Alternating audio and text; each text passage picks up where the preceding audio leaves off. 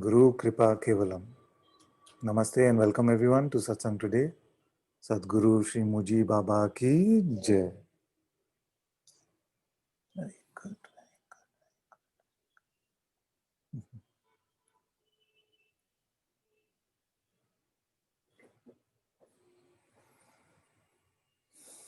How is everyone? Good?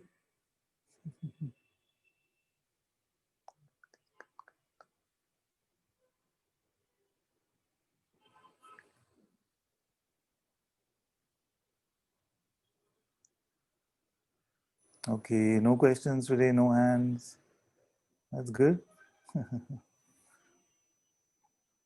Thank you.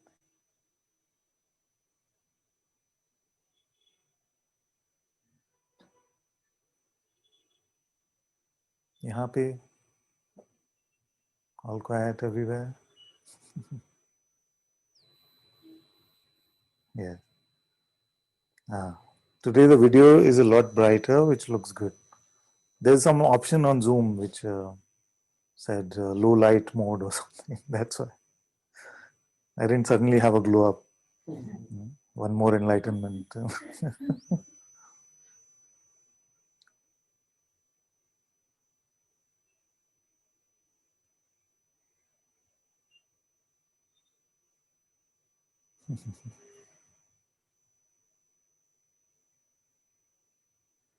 Looks like we're good today. Birthday boy, have something?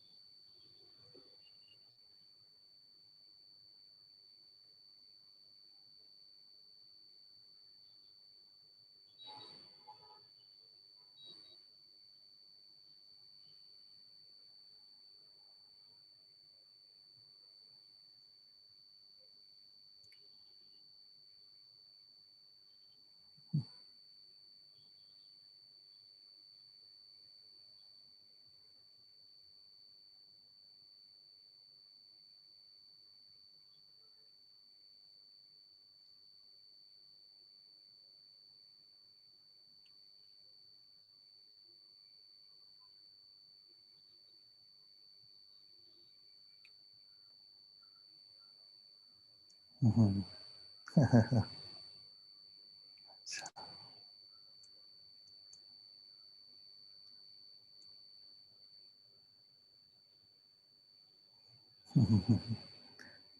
I see the hands. So perhaps you can come, my dear.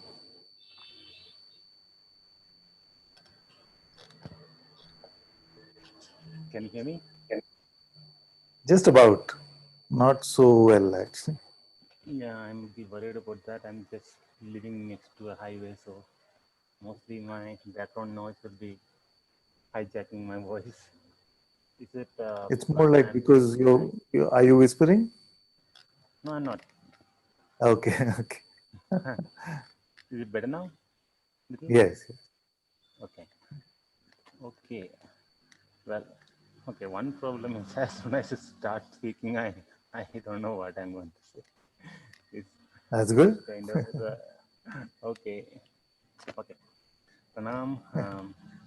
2 weeks back, I spoke to you about a certain frustration that was developing, and you advised me to go back to invitation and listen to invitation. And if I'm sleeping, I get up and do it again. Huh? Huh? What happened So, after that?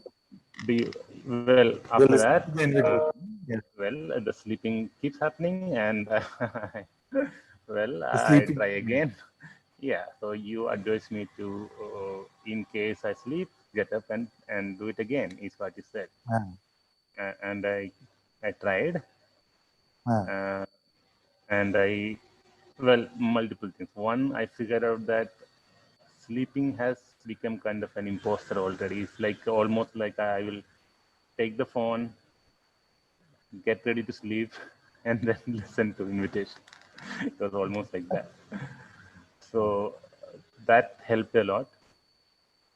Now when I'm not sleeping, it's like drastically lots and lots of distractions. It's like Mm-hmm. almost like every single word, every single next second is in my mind already. So it's like I'm waiting for next. So it's like already predicted.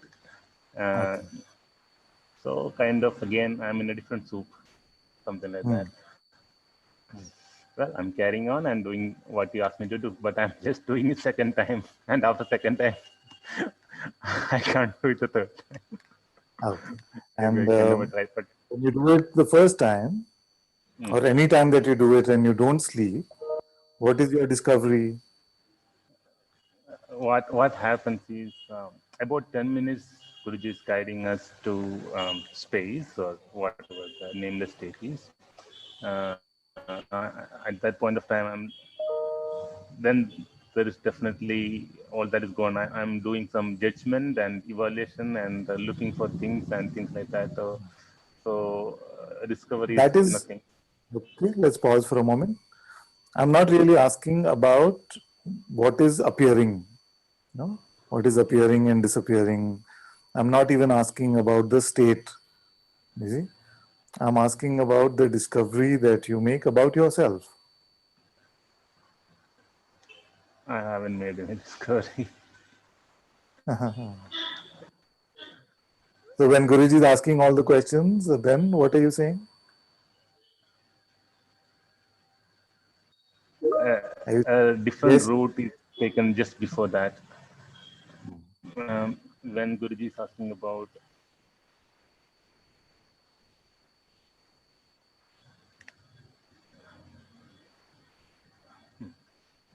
I'm not even sure what is happening. To be frank, So you I don't can answer it respond to slowly. them. No, I don't respond to it. Uh-huh. I'm pretty sure I don't respond to it. I'm Okay, not in. okay. Well, I can respond to it, but that I know is from the mind. I know that is written book exams, exam writing. I, So it's not. I see. I see. Yeah, I see. because definitely I know the answers, and I know every time it's happened the Okay. same way. So So it's let's not try. something Let's like try. Let's try a live experiment then. No, okay. let's try a live experiment. So if you were not to be concerned about anything the mind was saying, you see, not to be concerned with any thought that is coming, and you are unconcerned with any perception that may come or not. You see? So not just the thought, but also any perception that may come. You see? And you're also not worrying about what you are going to get out of this for just one moment. Not concerned with any of these auxiliary things for just a moment. Can you check and see who is aware of all of this?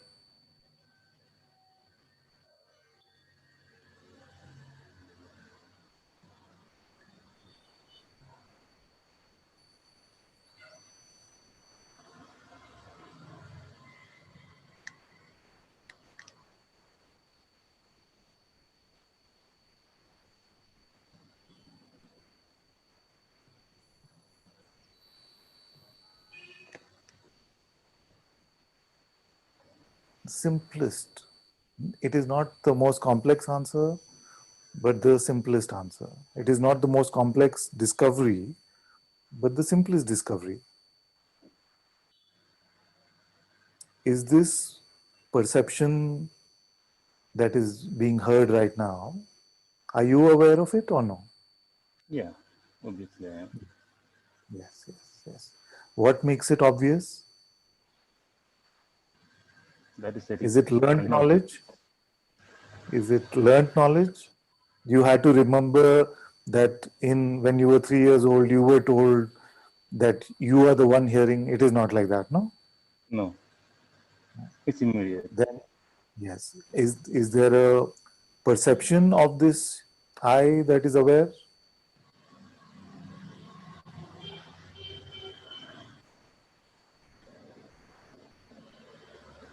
Huh? No, Not even then perception. I need to think of that now.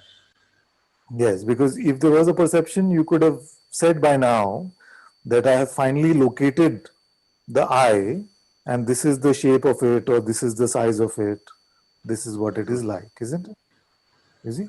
And yet, at the same time, you say it is obviously I am aware. So, this obviousness is what everybody, including you, seem to be seeking with a lot of effort, that which is the most obvious.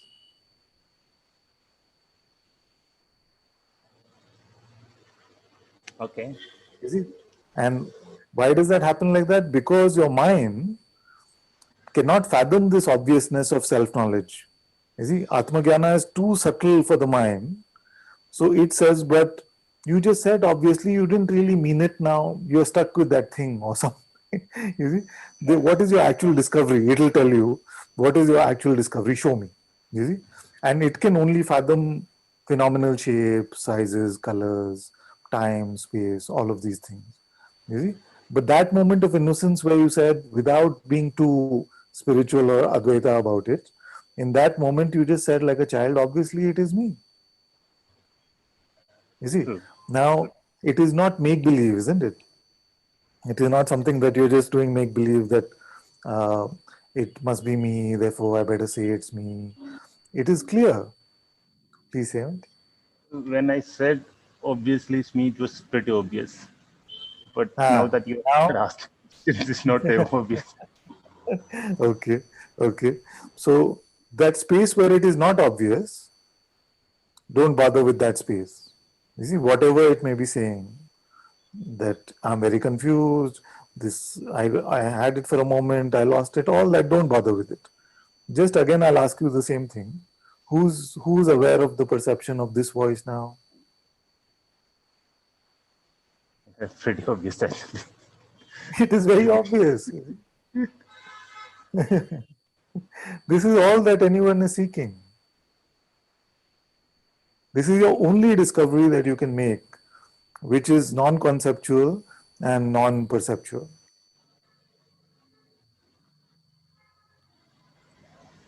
Can it be this simple? No, because it is simpler. It's a feeling of something is missing in this whole. That is in the realm of the changing. We said when we started, for a moment we will not bother with all that is changing. Okay. You see, we'll bother with it later. Don't worry, it's not going anywhere. Okay.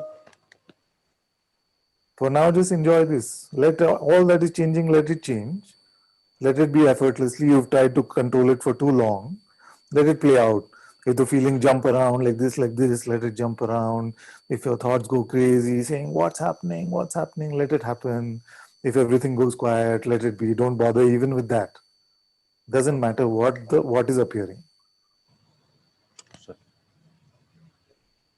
You see? Okay. So all the inquiry, all the invitation, all of it, all the tools that the great masters have given us are just to point to this obviousness. Now, if you ask any question from the invitation, you will see that the response will be clear. That which is hearing, with that is which is aware of the hearing, does it come and go?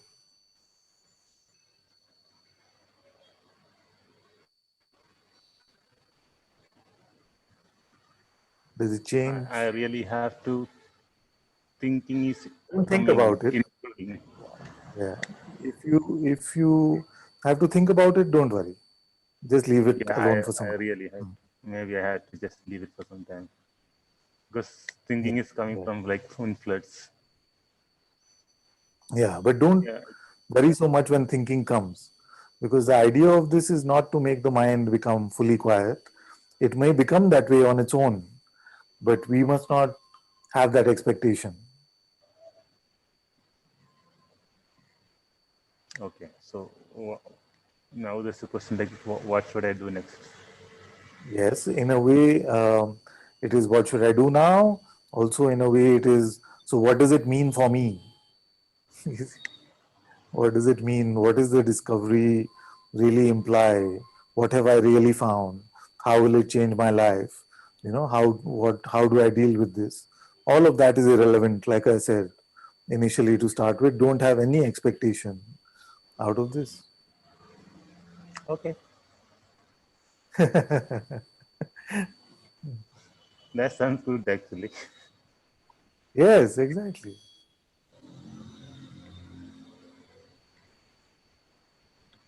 Okay. One last question. Yes, yes. So when if I listen to the invitation again, um, should I get greatly distracted. That happens most of the time. Should I continue after getting really distracted, or just Ah. do as I feel like? Well, if you just allow Guruji's voice to do the work, you see, without becoming so this thing that I have to find the answer, what is it pointing to? You see, if you take that position, then the mind can poke you easily, because if you are like, I have to look over there, then the mind will keep poking you. See, look here, look here, look here. You see, but if you are a little more open and you're just doing it in a bit of a open and surrendered mode, you see, you just put it on, and just remain with it in a simple, open way. The voice is directing you very clearly. You see, and you're not obsessed that I have to look this way, my attention has to be this way. Then you'll find that in your openness, some fleeting so-called distractions may come and may talk about some email you have to send or some TV show that you have to watch or something like that. But it's okay. You won't be so like, don't come. You see, you're a distraction, Mr. Distraction, go away. See, this always happens. All this kind of narrative is not helpful then. Yeah, those are the kind of narratives that don't. Yeah, yeah. So don't bother with those. Just put it on and just bow down and say, Guruji, it's your problem. Whatever you do is fine with me. I will be with you as much as I can. The rest is your business to take care of. Okay. I'll be fine. Thank you. Thank you, my dear.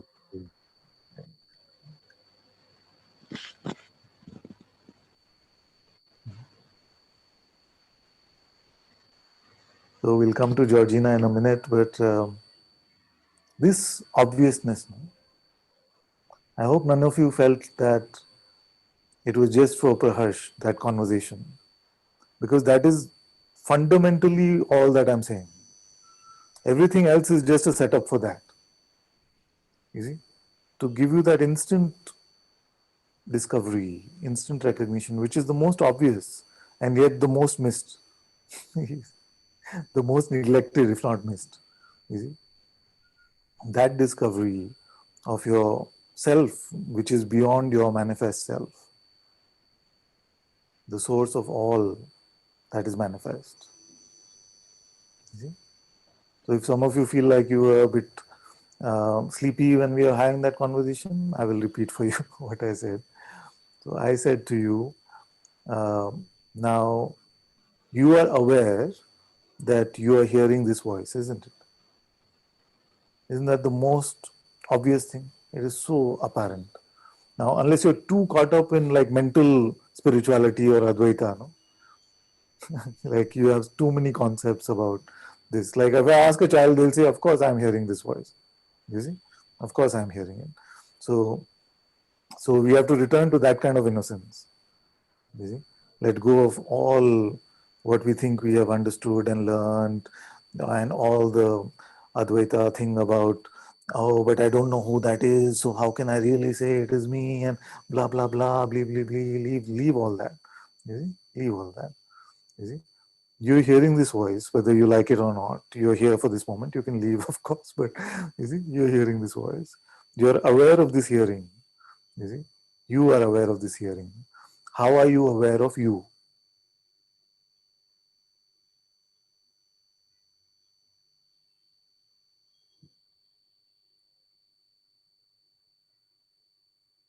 You see, so sight you are aware of. You're seeing this guy sitting in front of you. This voice you're aware of. Maybe some other sounds you're aware of. You may smell something in your house. You're aware of that. You see, touch, taste, all of these things you're aware of. How are you aware of the one that is aware of all of this? And whether that is you or not also will determine in a moment. You see, but how are you aware of the one that is aware of all of this? You see it. Is it using sight? Just we'll follow the Western convention of no. So no is like this, and yes is like this. Okay. So are you aware of it with sight? With do you touch it with touch? Do you smell it? Uh, you taste it? You see? So none of these, and yet you are aware. No?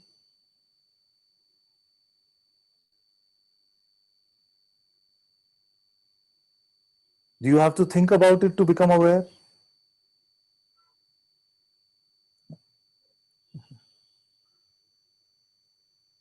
Is there any other discovery like this which needs no thought or perception?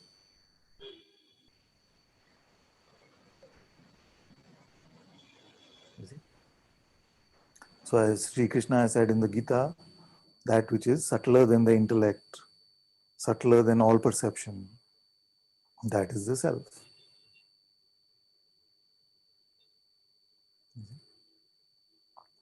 And we can't even say subtle actually. Subtle or gross doesn't apply. It's just sheer obviousness. Now, if you don't want anything from it, from yourself, then you are free. Now, if you say, but what does it mean for me? Then you've inserted the monkey me back into the picture, the one that doesn't actually exist, and then you're playing like you're deluded again. That's all that this game is.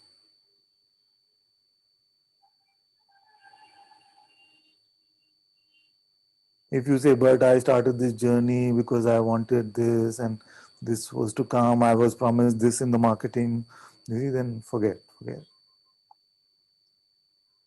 all spiritual marketing, forget all promises.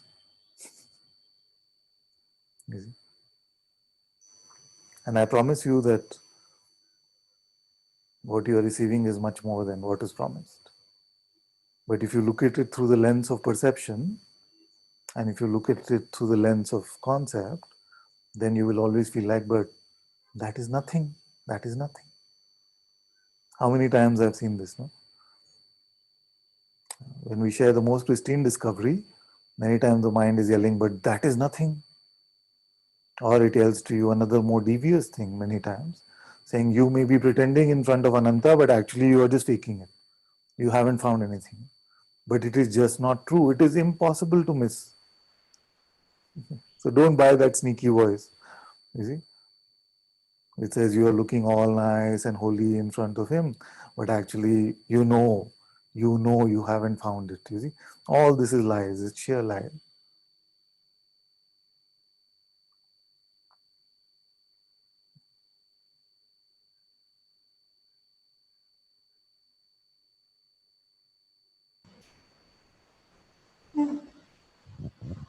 Hmm? Say, say, my dear. Whatever you, whatever you just said, all that happened already in Yes. motion. And it's like, why did you say hope? It's Huh? not obvious. Now I'm like, Exactly. See, now it's questioning it, no? It's questioning it. yeah, How did you say it's obvious? You gave him the wrong idea. He's thinking you're more free than you actually are. Now who will help you? All this kind of nonsense.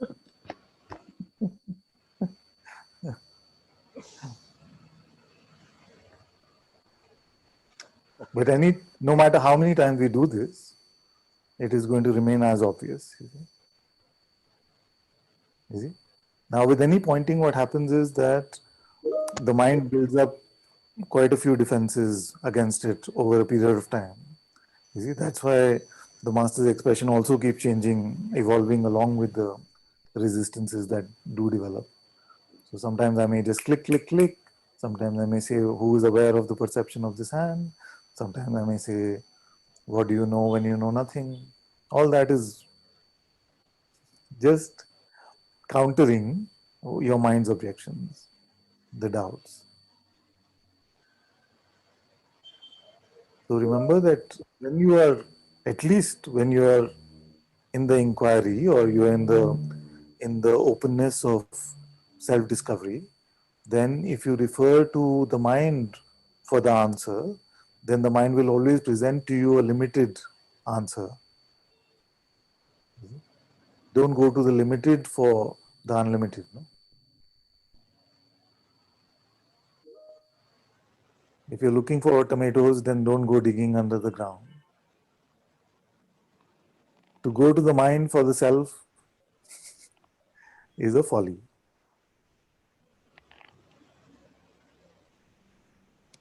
And to be concerned actually about what the mind is saying about your attempt or effort is also a folly. Don't expect the mind to give you a freedom certificate.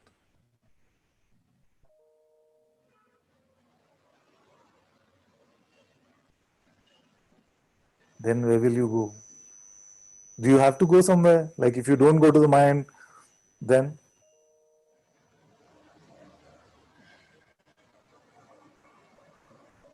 to say it poetically, I can say stay in your heart or stay with the divine presence.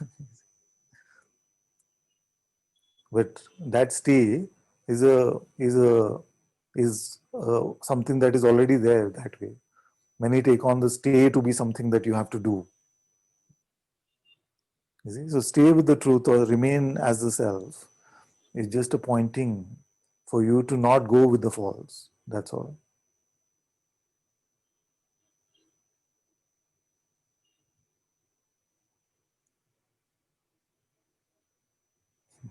Okay, good, good. Let's hear Georgina.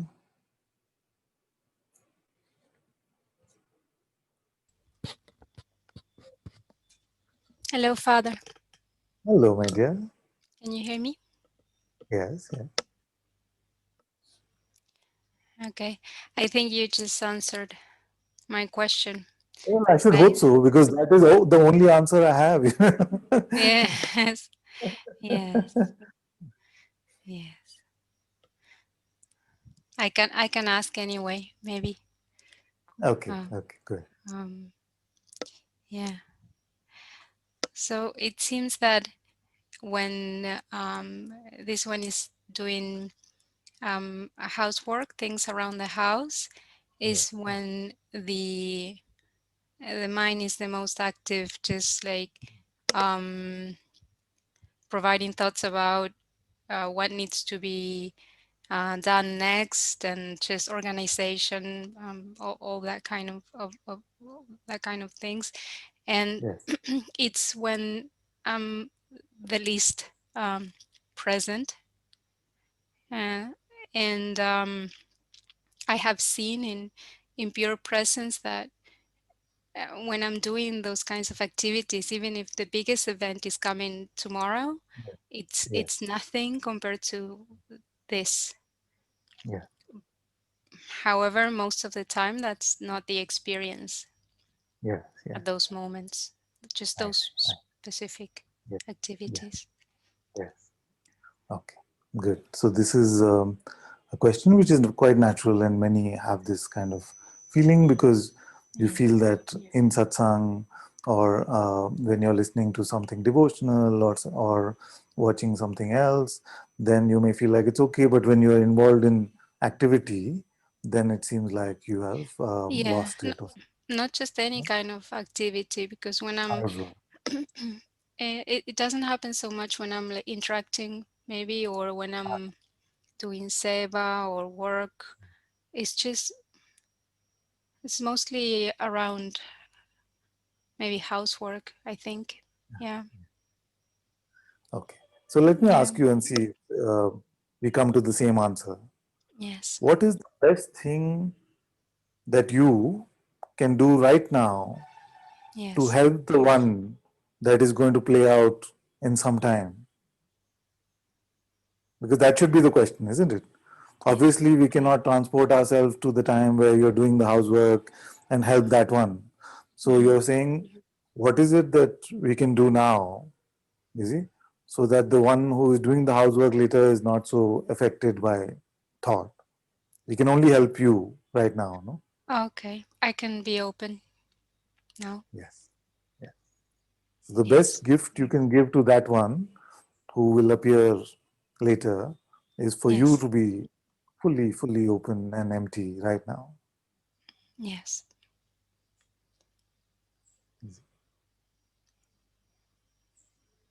Yes.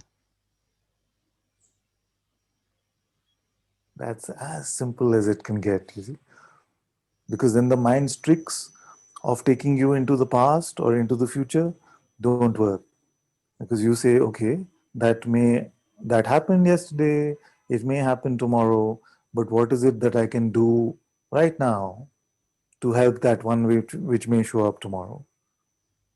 You see? So it Yeah. brings the focus back to openness and emptiness right here, right now.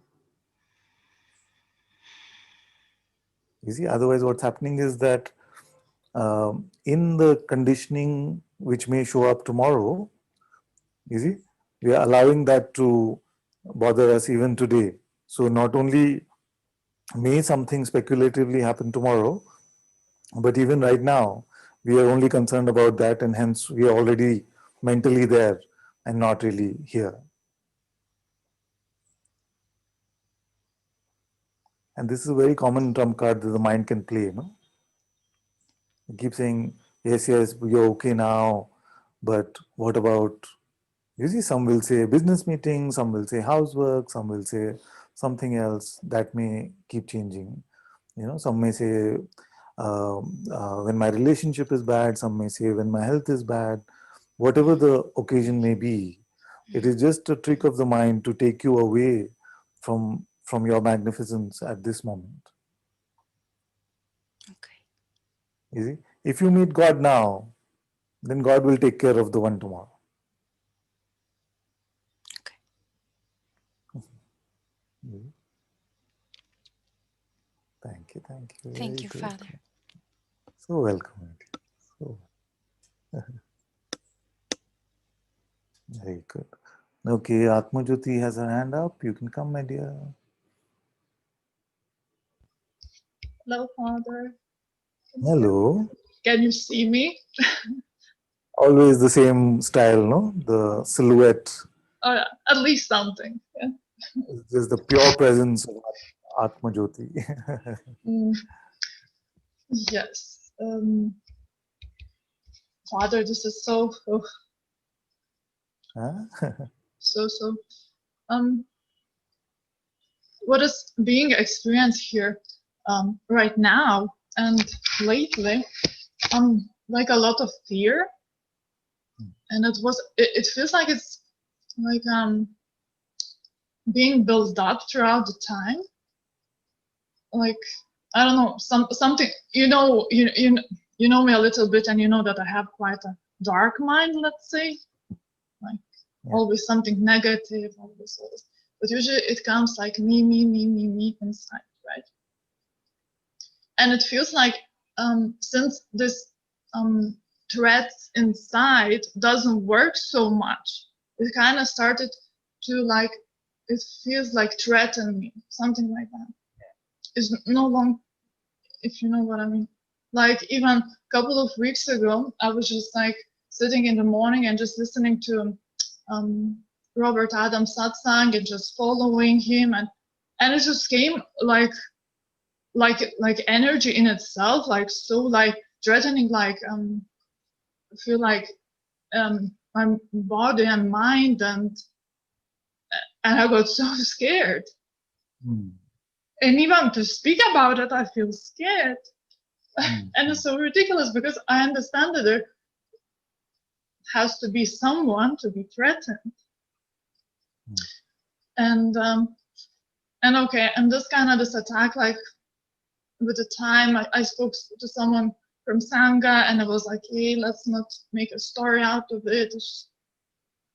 Okay. I was still scared, but then I started to invite it. Come, eat me, do whatever, just come. Yeah. And it didn't. It vanished. And now I'm like but and I'm how to say, sometimes I sit, I want to look at it,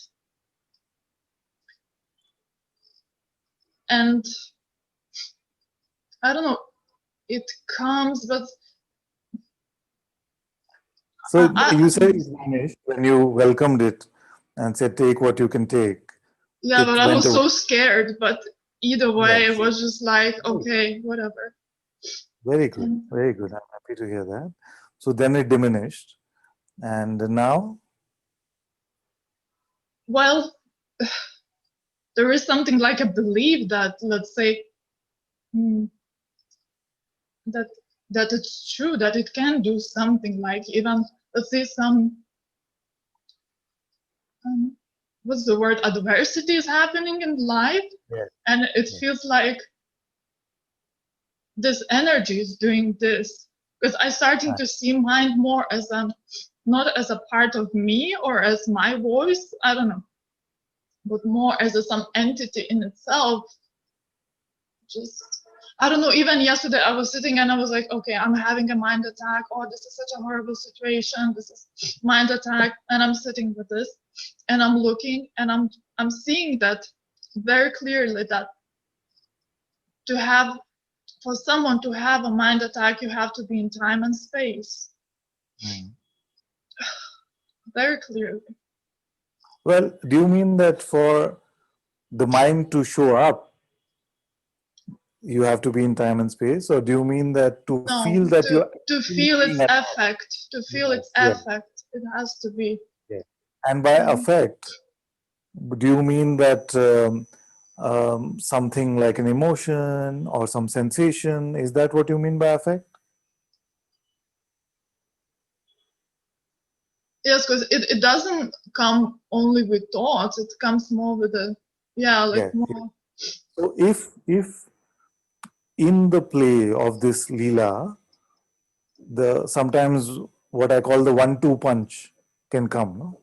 So the 1-2 punch is the mind is saying, da, da, da, da, da, da, you're not worthy, you're just wasting time, you're not free, all of that. And there's a set of contractions and fear, whatever, all that is playing out, you see. Then because both of them play out, does that automatically mean that you are taking yourself to be something that you're not? No. You see? No. You see? So sometimes I used to call it Donkey Kong level 2, no? Because sometimes Donkey Kong will throw coconut, sometimes it'll throw barrel, and those are easy levels. But when it throws both, then it can feel like this is too much. This is too much. You see, but it's going to happen. You see, it's going to happen as you, in a way, level up. It is going to happen that the mind uses those opportunities. It becomes like guerrilla warfare, where it waits for some sensational activity to be there, and then it starts playing that game. And then it can feel like, because both these things are together, therefore now I must be falling into the trap of taking myself to be the person or something like that. So I'm very happy you said no. So, so if it is clear that it is no, then what is the trouble?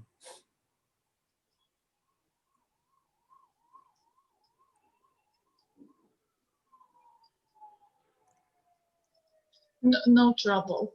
But I feel like, yeah, no trouble. I feel This like is it very will take time to actually grow roots in it. This what this maybe, yeah. yes. In a way, what you say is true. In a way, it is also not true, because Yes. you're completely rooted in it right now, and yet I know that what you mean, because in the play of life, it does seem to play in this time-based way. So I can understand that sort of maturity and thing deepening. You see? And I hope you're also saying it the same way, in Yes. the recognition that what is here now is fully full and fully complete and nothing missing. And yet, because you have experience now of how life plays out, you see that there can be a deepening and maturity that is constantly happening as well. Yes. You see? And we come to a place where this kind of thing, which may be very contradictory sounding to the mind, actually doesn't bother us anymore. They're both, which can be seemingly different or opposite even, can coexist, and neither, we are not attached too much to it. Yes. So just to humor the father here, so if there was something, you see, that could show up right now in the Yes. phenomenal play Yes. that could actually attack you, what Yes. would that be? What would that be? Nothing. Nothing. Nothing. Even if everything came at the same time. Yes. But then if I feel like if I say that, uh, I see it. I truly see that it's Yeah. nothing. But yeah, there's When you say it, what happens? Does it feel like some arrogance or something, or what? no, not at all. But it feels like the fear, even like more like it's threatening. I don't know, but I see that it's nothing. Okay, so you say yes and let it threaten. I'm here with you. Let's see what can happen. You see? What can come in this entire phenomenal play, which is actually for you in reality nothing but a mosquito. You see, but it can seem so vast and huge. You see? So what has to appear here, and in what combination, that it can really attack you? Nothing, Father. Truly nothing. Nothing, nothing. But I feel like I have to like say it like very strongly and see it. I mean, Yeah, say it right strongly. now, Say it. like nothing. Yeah.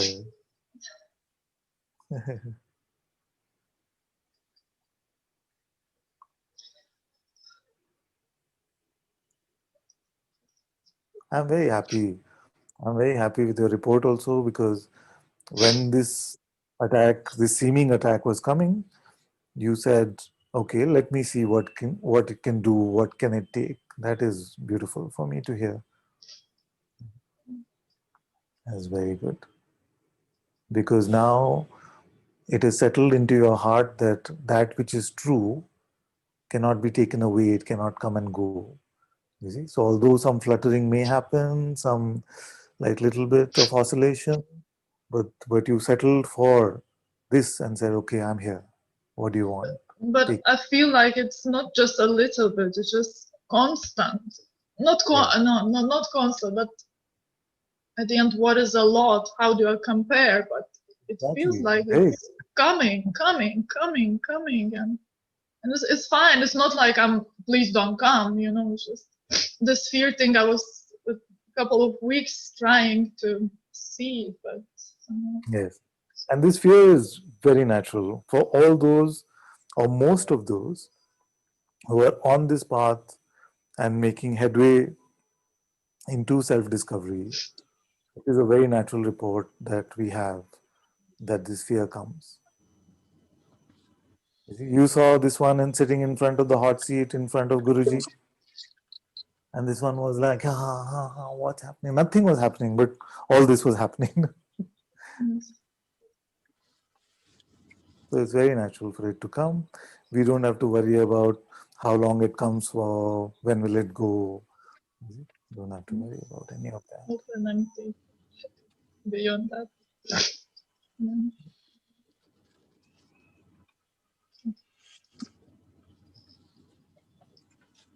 Thank you. Thank you, my dear. Very good.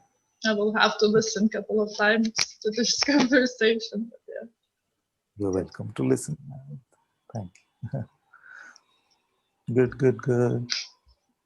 Okay, we have Kunal. Kunal can come.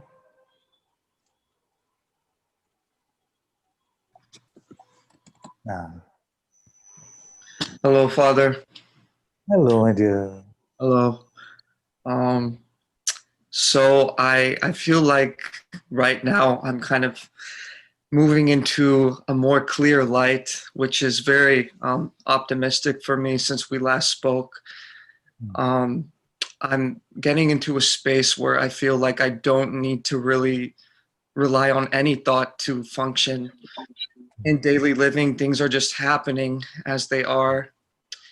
However, Father, it feels like the mind is seeing that and it's trying to up the ante a little Uh-huh. bit and becoming Yeah. more clever about what what thoughts it should kind of tell me, and they're becoming a little bit more easy for me to put my belief in.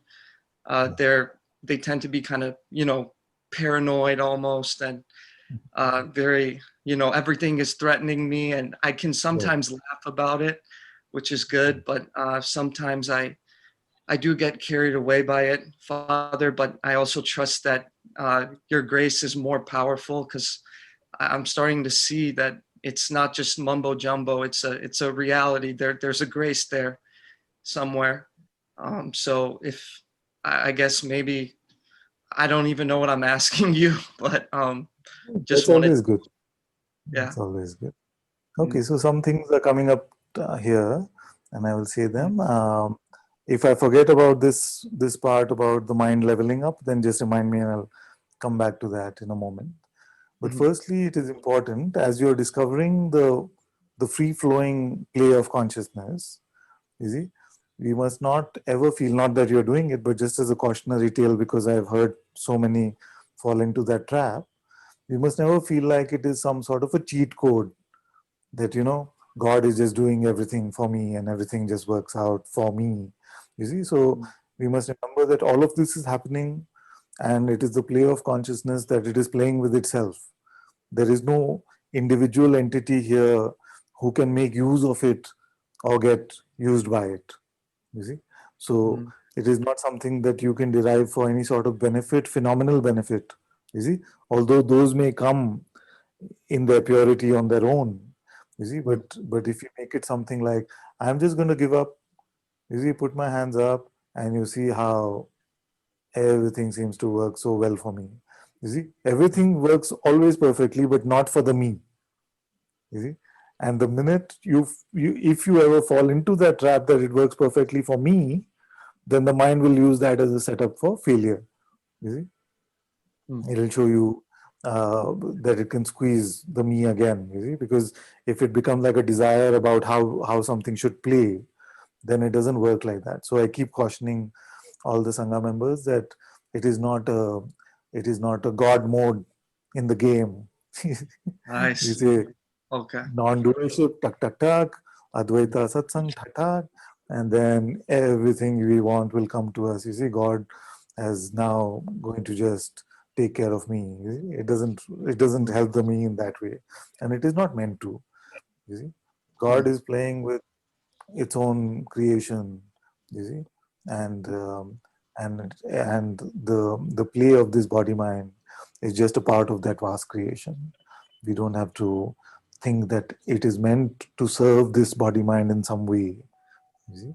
The body mind, the play of this aspect of consciousness, which is our body mind, is in service to that God in its own way. You see, never the other way around.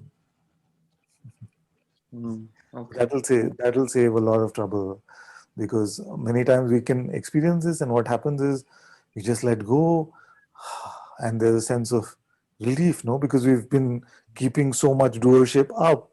You see, it's like we've been holding up the mountain, and then you discover that actually Krishna was holding it up all the time. You see, and he was just telling us to come for fun and hold it up. You know that story. So, so anyway, even if you don't know it, it's fine. So the thing is that you realize you I don't have know. to, yeah. So you don't have to hold it up anymore, and you can Okay. feel like this is just great. This is fantastic. I can use this in the best possible way. You see, but the minute it becomes that kind of sort of desire oriented mode, then life will squeeze you again, and that is auspicious squeezing, because we don't want that ego to start getting built up again. You see. So let go, but let go without any expectation. Okay, I'm just going to mute everyone again. So, as we let go without expectation, and you can unmute my dear. Then what happens is that it doesn't matter if things show up which seem to be then God is playing God's game. You see, if they show up with great bliss and joy and peace, God is playing God's game. This too shall pass either way. Whatever can come will go. So that is important. Now remind me of the second thing. I I knew forgot I'd forget. myself, Father. Good. Like father, like son then. um, I what you're saying is resonating somewhere in me. I know that, Father, but yet there's always the and but, and I'm scared if I truly let go that I may act on one of these thoughts and the fear of harming someone else comes, and I know that that fear is ego driven because it will be, oh, I was such a good guy, how could I harm this person, or something like that, and there's a fear just to let everything It go. doesn't happen that way. And before I met Guruji, I used to for a few years go to a teacher called Ramesh Balsekar. And Ramesh Balsekar was always talking about non-doership and how everything is God's will. And the most common question he faced was this one: does this mean that tomorrow I can just act on a bad thought and kill someone, or become violent and irresponsible, and all of these kind of things? You see, so it's very natural for the mind to play this kind of trump card on you. I want to tell you that nobody has truly become open and empty and let go and become this violent sort of individual or something like that. It just doesn't happen. It's just an unfounded fear that the mind will throw at you, and it's a very common trump card. And nothing Okay. of that sort will happen. Okay. Thank you, Father. Thank you, my dear. I really look forward to these meetings, and you've been such a lifesaver. So you are amazing. Thank you. Thank you, my love. Thank you so much. Thank you. Okay, very good. Okay, Cedar can come.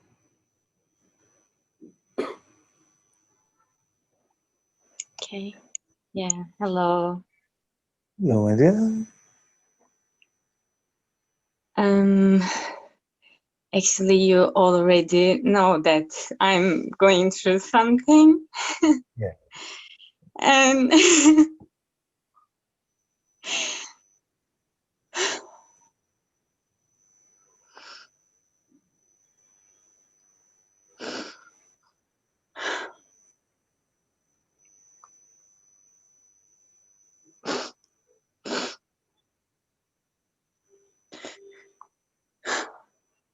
Oh. So I'm with you. I'm with you, my dear. I'm with you.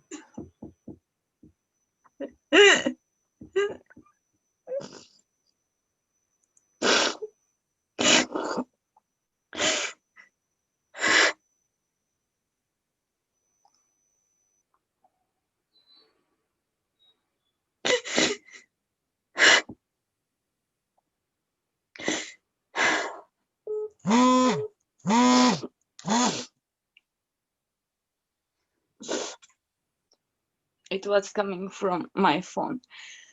Ah,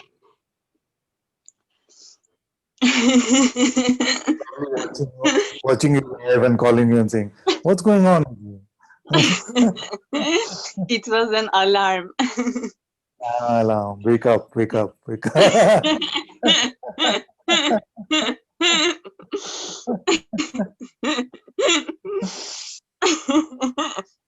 This is the game of life. Alarm ringing on a phone saying, "Wake up! Wake up!" It seems like it has done its work. It says what? It seems like it has done its work. Yes, yes. I started to laugh. I often say sometimes, no, that often say sometimes that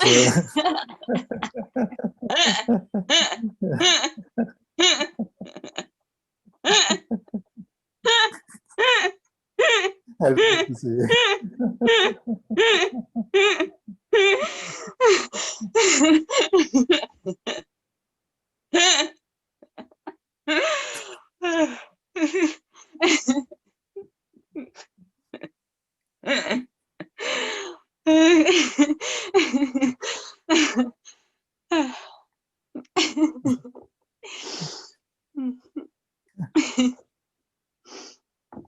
Yes. Oh, I was saying that. I was saying that I often used to say that I'm just an alarm clock. You see, I'm just an alarm clock that you yourself have set. You see, saying that when I get too sleepy in this world, then you come and wake me up. You see, wake me up. So the master is just like that. When we get too caught up in our narrative and our belief that something is happening to me and all of these things, then the master comes and says, "Who? Who?"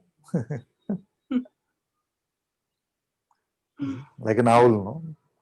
Like all the masters on this path are like owls. They're just like, "Who? Who? How did the owl go? Who?"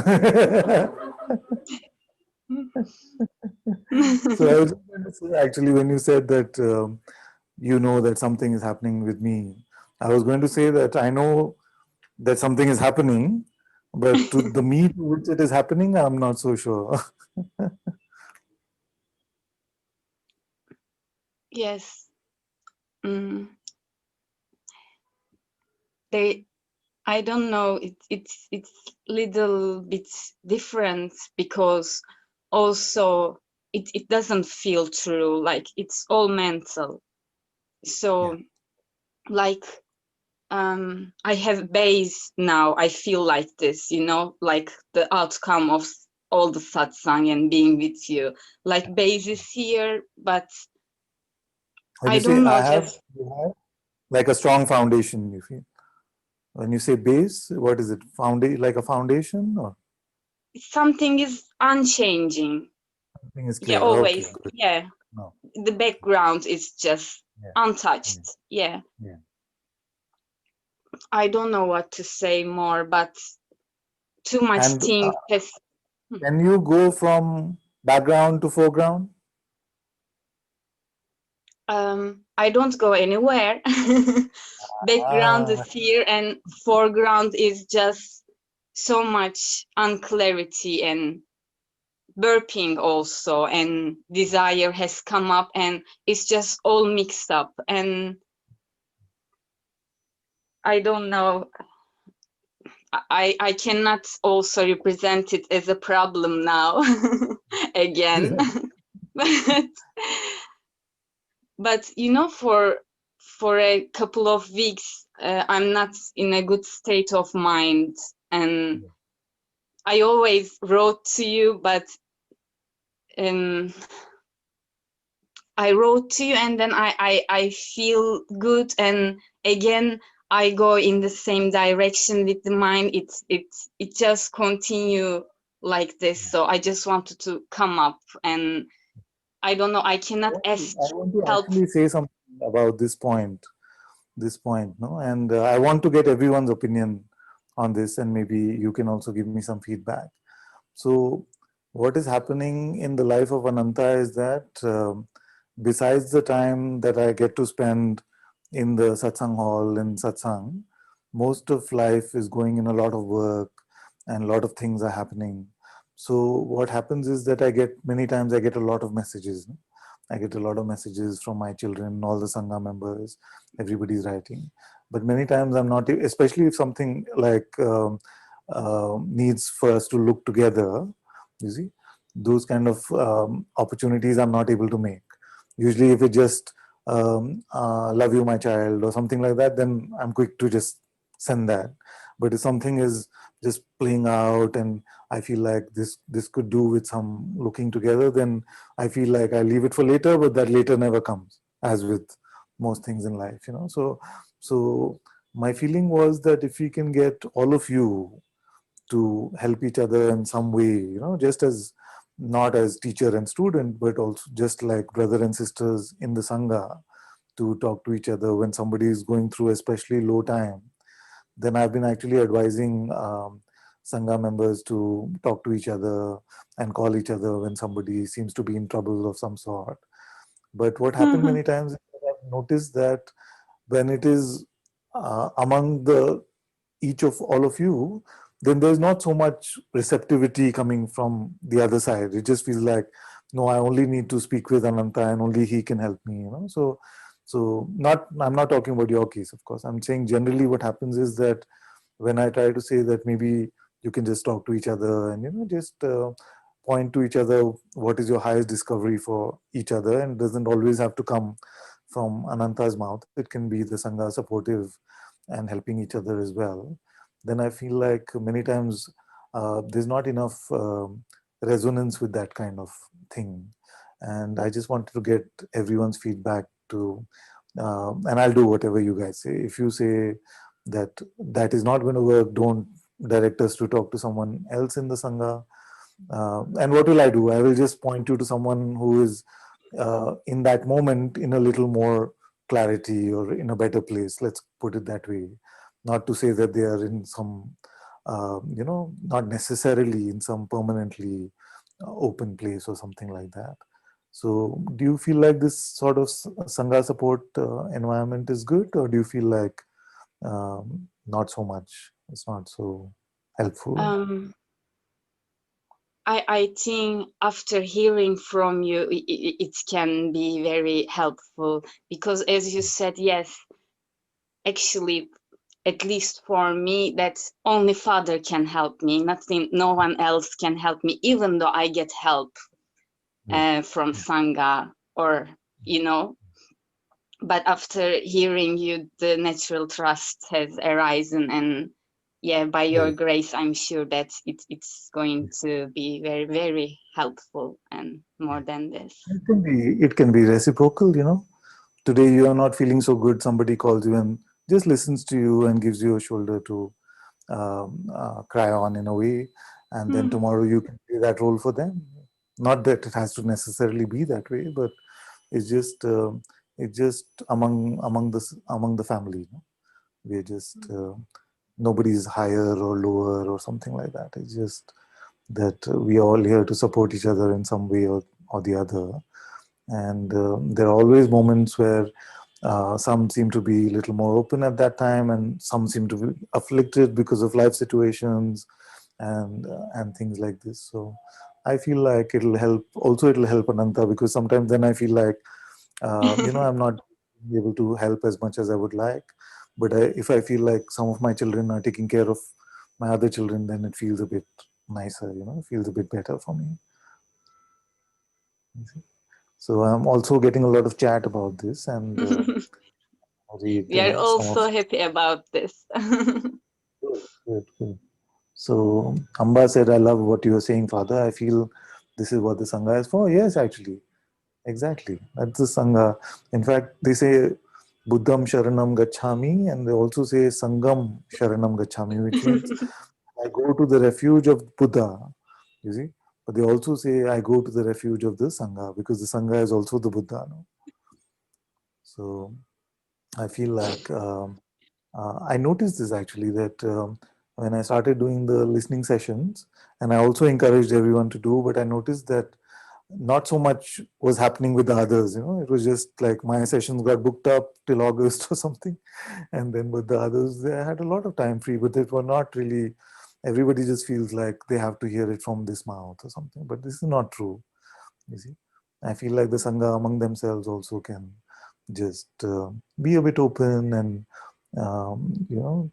just sharing. And we must remember, if we are going to provide that listening ear, then we must ensure that we're not like dominating the conversation, or just pushing you to inquiry, or just mostly to just listen. And if you feel like there's some resonance coming from the other side, if there's some openness, then say, okay, what about if you look together? You see, what about something? Because it can actually come. Grace can play through all bodies, you see. And it'd be really good if the Sangha can create a sort of supportive environment in this way. And I feel like others are also saying that. Sounds very beautiful. Good. Yes. Yeah. Yeah. Mostly it's all good. Yes. Very good. Very.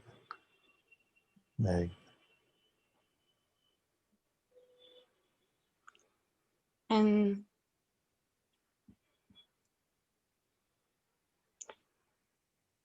Yeah.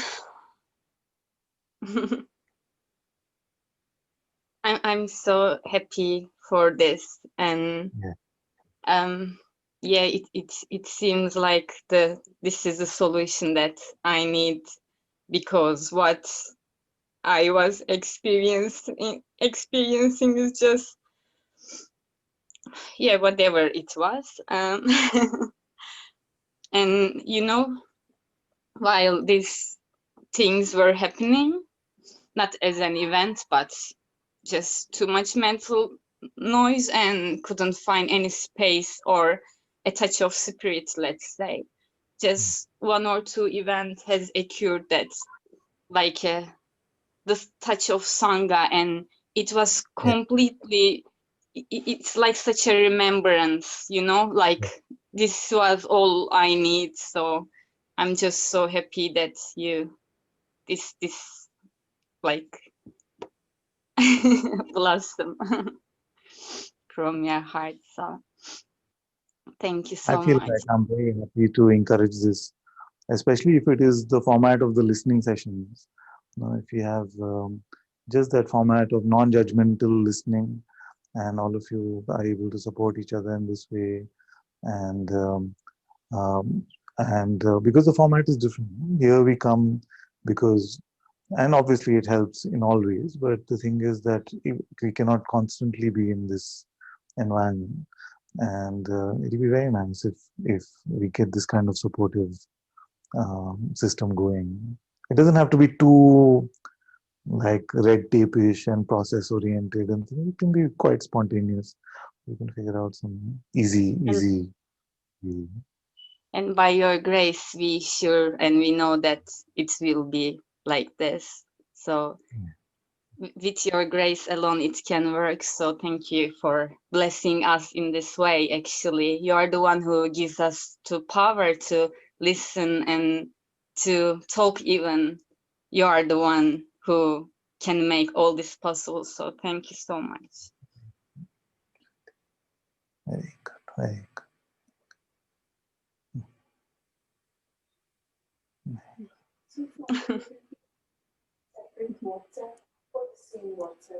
Maybe we can create a separate something. We'll figure out. We'll see.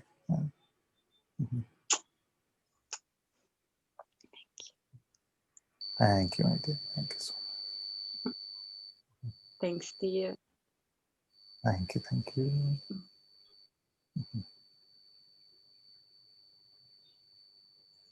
Okay, Lawrence has his hand up. Oh, sorry, her hand up. I'm so sorry, my dear. Hello, Father. Hello, my dear. Trying here to be spontaneous, Ah, not so easy. Um, um, um, the place where this one is being really challenged these days, it was whenever there are decisions to make, or seeming decisions to make, I keep getting in great doubts and asking what is best for my evolution. Is this and I get totally confused because I end up praying to archangels, and suddenly I realized that it brings duality. So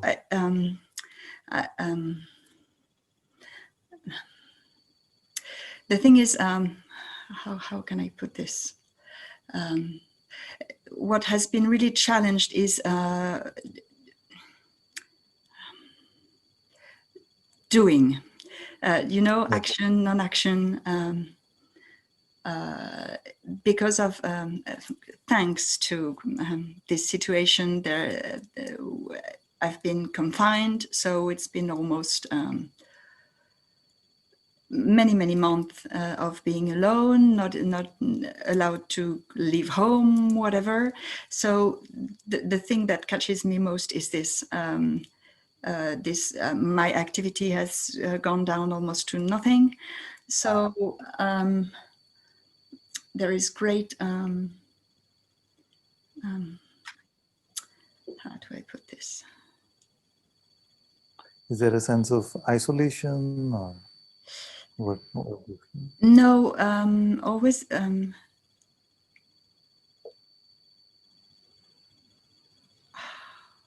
I know it brings up a person. It brings up an I who would like to be useful. I keep oscillating between nothing, do nothing, and then I keep. But is that really what I came here for? Let's see where it goes. We don't have to be that worried about that. What did you say? So I said we don't have to be so worried about that. Let's see how it goes, and we can trust grace that it'll unfold in a beautiful way. And if you want to change your question at any point, you're always free to make amendments to what you initially said. It's all fine. We're just talking, okay? So don't worry. And so, if you could humor me for a moment and tell me what you feel like is the difference between doing and something happening. The difference is in doing, there is someone doing, and that's illusion. As you see already, very good. Yes, Very good. I can see that. But then I end up, the feeling here is I know it's the way I look at it. Freedom would mean spontaneity. How can I put this? And this one feels always. Is it right? Is it right to? Is it? I just. Yeah, there are two things I want to say about this. The first is that, as you very rightly said, there is never a person or an individual who is the agent or who has volition, who can do this kind of thing. So even the movement, which seems a bit deliberate, you see, must be happening within the play of consciousness, isn't it? Yes. You see? So we can be a bit more relaxed about that, because even the play of consciousness in some beings just so feeling so spontaneous and everything is so open, open, open. You see? And for some it's just like left, right, left, right, you see? And then like that. But both are in the play of consciousness. Both, let's say for a moment that consciousness is doing both, isn't it? Yes. You see? So that is the most important thing, that we don't put so much pressure on this trying to become spontaneous, you see. So I'll give you some more examples of this, because I've spoken to some like that who feel like they have this idea that I don't plan at all, you see. I want to be completely spontaneous. And you know what I tell them? I say, but that sounds like a plan to me. I want to be fully spontaneous is as much a plan as everything else, you see. And maybe they're too lazy to plan, so they just found this escape route and said, I just want to be spontaneous, you see.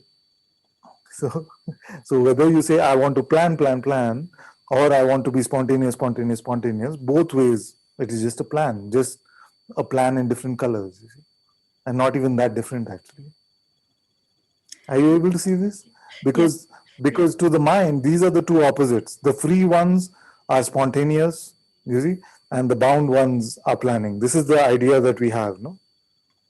You see? And I will tell you how it is true in a way, but not in this way, that I plan to just be spontaneous is still a plan.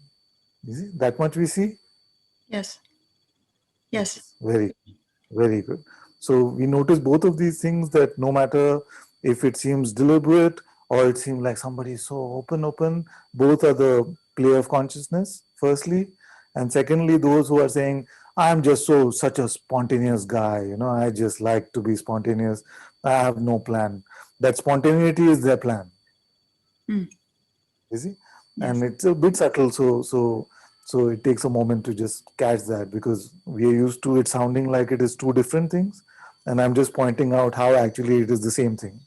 To plan to be spontaneous is as much of a plan as any other plan that anybody may have. You see? So, so this is very important to notice. So how is it, what is the true spontaneity of a sage? That's what you may ask, isn't it? Yes. Then what is the true spontaneity of a sage? A sage is empty of notions about doing, you see, empty of notions about doing and happening. And yet, in the expression of the body mind, you see, like I'll tell you, I won't call myself a sage or something, but I'll tell you that here there's a calendar that has all my meetings for tomorrow, you see, and that doesn't sound very spontaneous to me, you see, and yet I'm not attached to whether that meeting happens or not, what is the outcome of that meeting, whether tomorrow shows up at all or not. You see? So in that way, I'm empty of expectation and desire. You see? And that is more spontaneous than saying, I will not have a plan or a calendar. You see, because that is also a plan, a defense, and a way of doing. So, so I know it may not be something that you were expecting to hear, you see, No, but but it does play I out. knew this. Yeah, it's.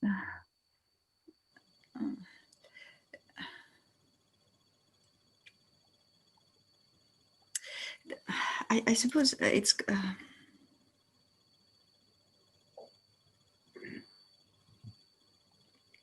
You open a window a bit, so it's getting a bit warm. Sorry, keep going. I suppose all this really got triggered by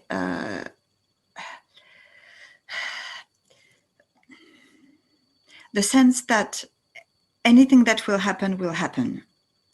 Yes. So why is it? It's not why. Is it right to try to force things? And what is the sense of forcing? And as Yes, far if I take the example of this activity, which has gone almost to nothing, yes. should there be something done to if it's it is stopped for a reason and by grace and so that so it's an endless like No, Well, of course, I feel let's that, do nothing. Oh, but no, it can't be right. And yes, I completely understand this. And I want to give you a tip, maybe it'll help you. Just a question that if, you see, so many times, you see, this whole topic of non-doership and free will versus God's will, you see, agency, volition, choice making, decision making, all of this is such a complex seeming topic, and we can get into many arguments. Most people in Advaita actually are debating free will versus God's will and volition and agency, these kind of topics, you see. But I have a simple question for everyone. And that question is, if there is free will, if there is this ability to force, as you say, then who would it belong to? And if it can't belong to anyone, can there be such a thing?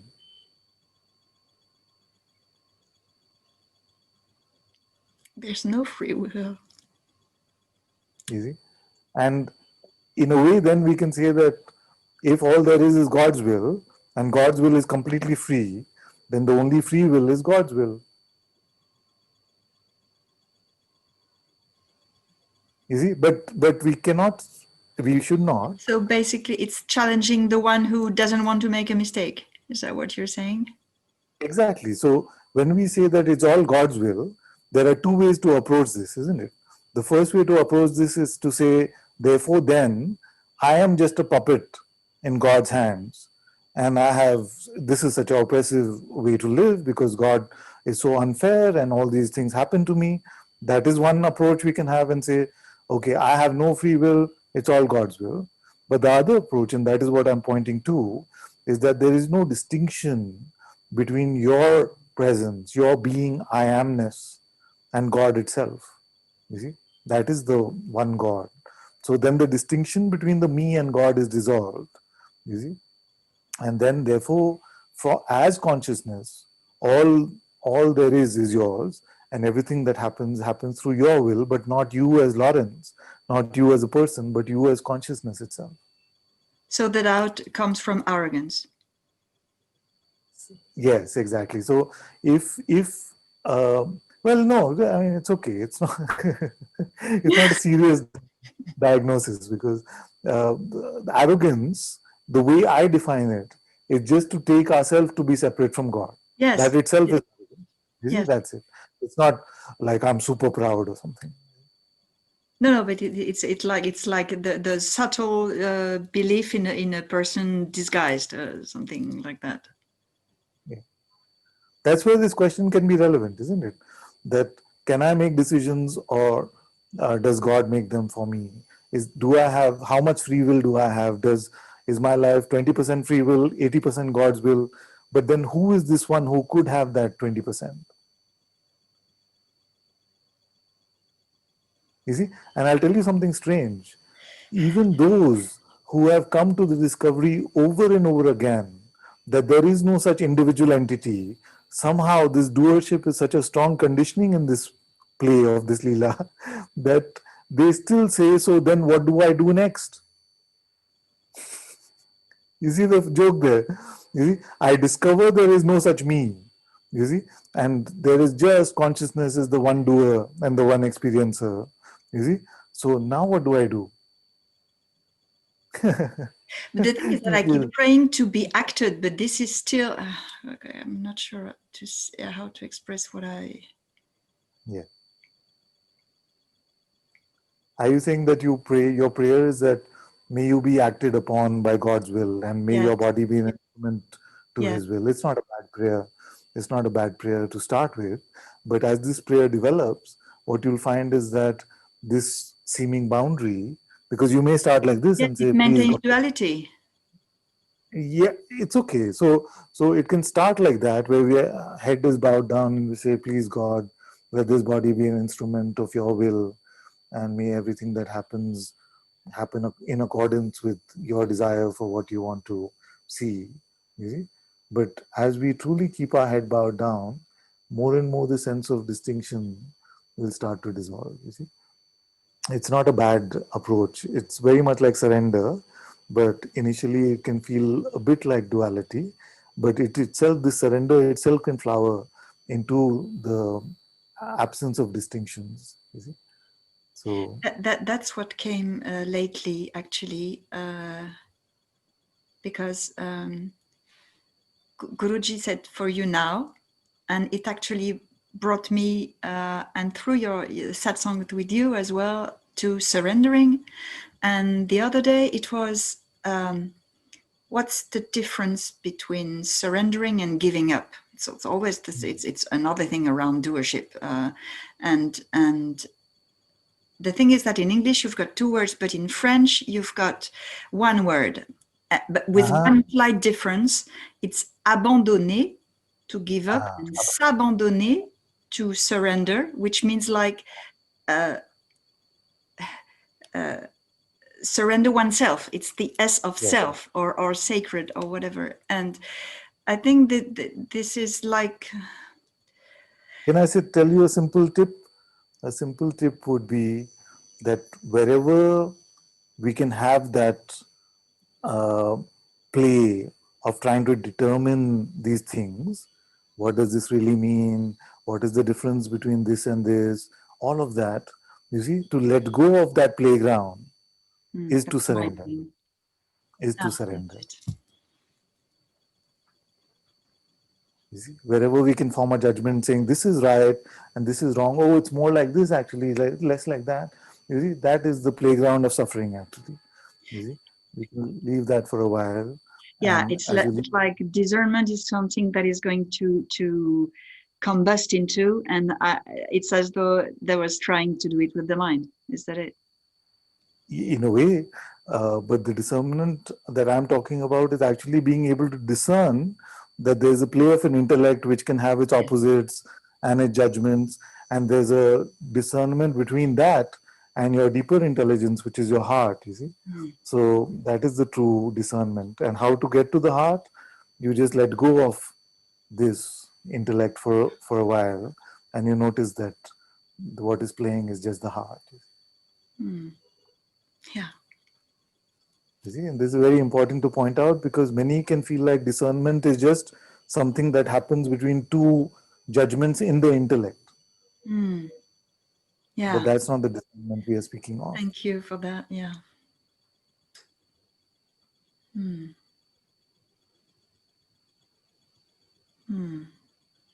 So what would be your advice whenever this sense of a choice comes? Just to surrender.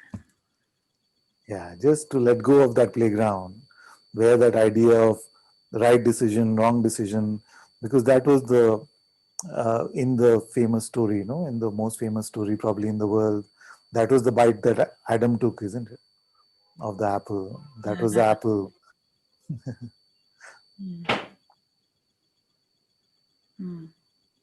Where you got into this sort of distinction, good, bad, better, worse, what should I do, what should I not do. You see, before that it was just innocence. It was just innocence.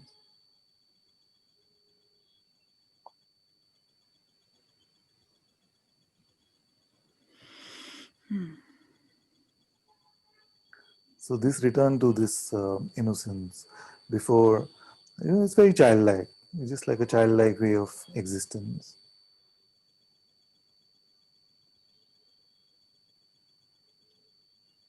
And there can be no mistake.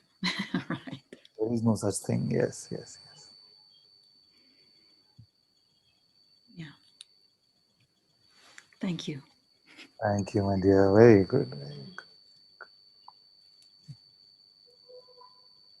Thank you.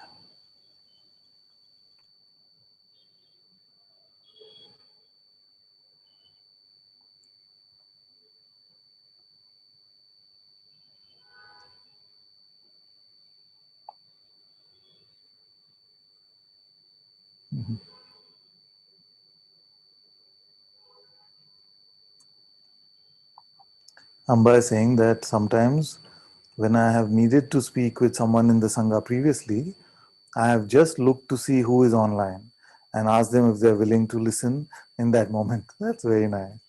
That has worked well here. And that's very nice also, because then there's no possibility of, like, oh, you were selected randomly, so you don't feel that arrogant or something like that. I feel like it's a nice way. That has worked well here and when I needed to share in the past spontaneously. Yes. Yeah, very good. I want to say that if any of you ever need to chat with someone and Amba is online, you can grab her, get her.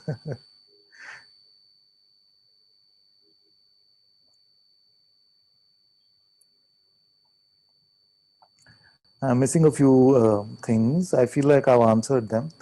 If they're still alive, can you just paste them again and we'll look at them again? One says, Dear Father, how beneficial would be the Kriya taught by the Kriya Yoga Sanstha's, yes. Can we do them regularly and recommend them to other Sangha members? Yes, it's quite nice. All these Kriyas, Yoga, Pranayam, and the unique combinations that various teachers have found of putting yoga and pranayam together in a way is quite helpful, at least to the body mind. And based on your conditioning, it may also give you a lot of peace of mind to be able to even contemplate the deeper question. You see? So if you feel like somebody's come to you and said, and they come to you in a state of agitation and things, and it comes in your heart to recommend something like this, it's fine. But my only word of caution there is that it should not be coming, there should not be too much confusion. Although I do say many times, half jokingly, that the more confused you are, the better it is. But the fact is that it should, because what can happen many times is that when you're just in that place where you're coming face to face with your reality, the mind can play as if there's a tsunami happening, there's a tornado, and in those times, it is the best to just stay with your inquiry, stay with the looking. So, so it is all right for us to recommend these kind of things, but we must have the right nose for it, the right intuitive sense for it, because many times the mind will come with all of its might to shake us out of this, and and if we get deflected in some way, then it can become another lifetime journey or something, so not really. I mean, consciousness is taking care of everything, but it can seem to play out in this way, because many times I've also noticed that it doesn't, not only alternative practices and techniques, but also just when someone's coming to some true insight, it feels like the perfect soulmate shows up. You see, just when they were discovering their true soul or the self, you see, that's when the soulmate decides, okay, now is my time to make an entry in this movie. You see, or a great business opportunity to make some money, or whatever else that can distract us in this play of humanity can show up. So what I would recommend is that you go within before you make a recommendation. Go to your heart and see what your intuitive guidance is telling you. You see, and if it's not so clear, then just point them to the master, or just point them to another sangha member. But if it is clear to you, like somebody has some body related issues and you feel like some yoga may help them, then of course, by all means.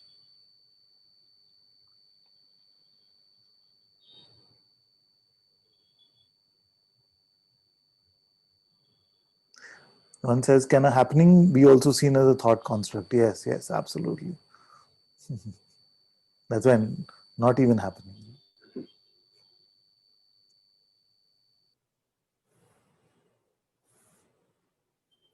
Thank you, thank you, thank you. Innocence equals acceptance, Master? Yes. Yes. Father, does the desire for worldly gains impede our desire for freedom? Is there need to choose one or the other? As I don't see one can be surrendered and still chase our ambitions. Okay. Few things to say about this. Let's see what comes up.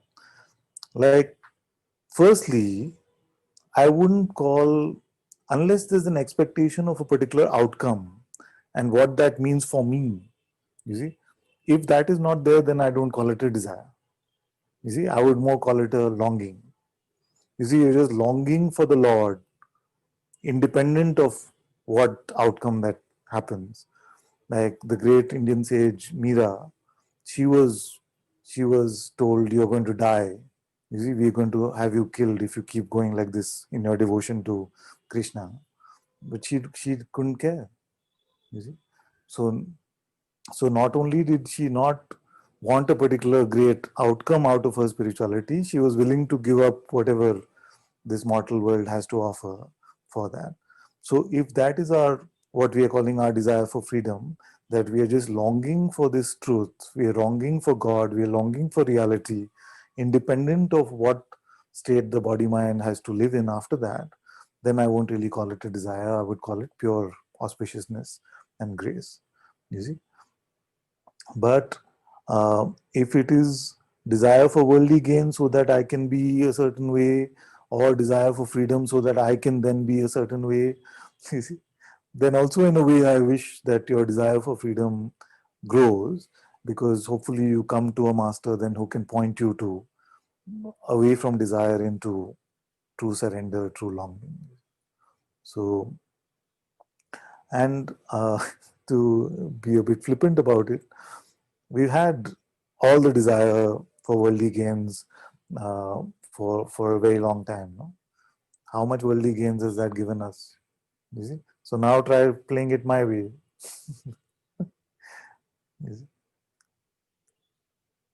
Then,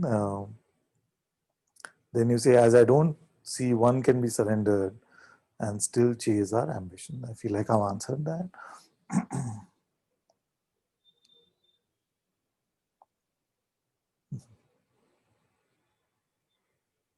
Very good. Father, my alarm clock was Yogi Ram Surat Kumar chanting led by Mahadev Ki Achan. Good, good, good. I feel like we have all been blessed in this Sangha connection by his sweetness and joyful spirit. Very good. Thank you for that reminder. Thank you. Very good, very good. Another hand is up, okay. Let me look at that. Madalena first. Oh, quite a few, okay. Madalena first and then Oliveira. So those who've already come up, you could put your hands down so that it's easier. Madalena can come. Thank you so much. Thank you. Um, First, a big thank you to you and Sangha for the support. Like you said, it's beautiful and very helpful to have the support from Sangha around the world. So in my case, I guess I got support from Sahaja, I got support from you, I got support from India and from my home Sangha from Romania. Hey. Now Anna is recovering, so thank you for that.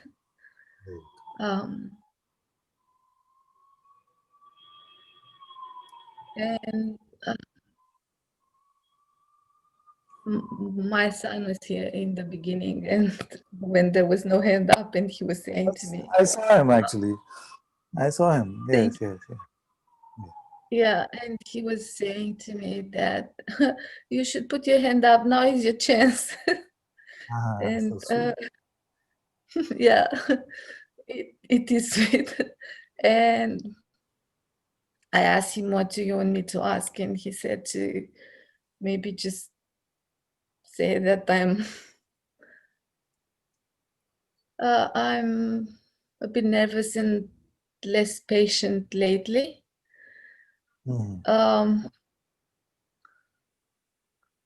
And I think this is driven by worries regarding Anna's health and state, but also Now we have to move in the other side of Australia in about a week and a half, and it seems very hard to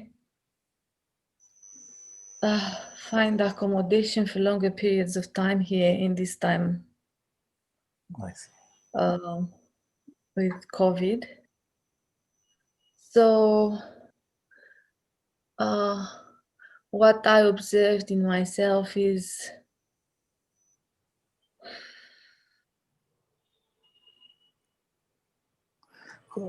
Who observed in who?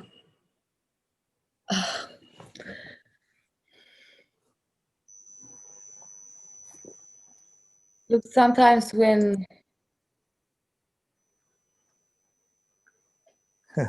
my mind is going through a lot. What's the answer to what I'm asking? What's the answer to what I'm asking? Who observed in who?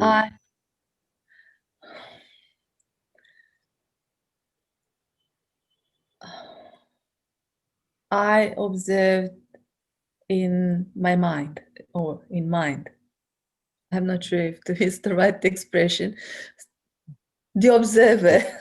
I don't know who observed. She's almost like, can we get done with this part so I can go back to my part of this story?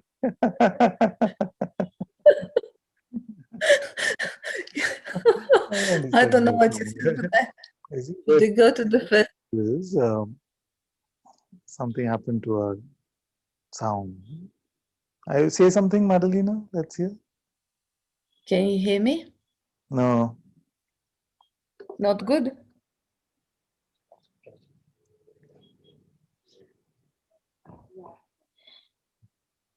Is it the battery? Can you hear me? Just,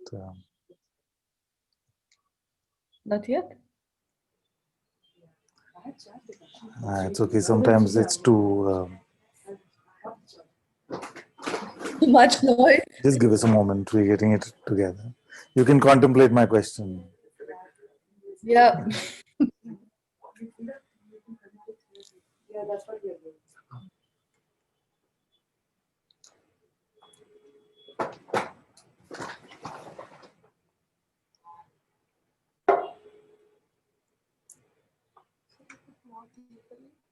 Yeah.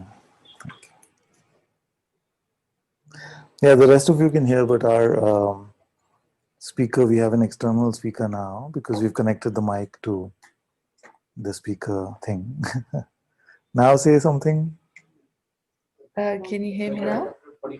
Okay, sorry, just wait. Power on. You plugged into Nirvana. Nirvana? We plugged into Nirvana. What else do we want? You're now connected to Boatstone 170. Okay, let's try now.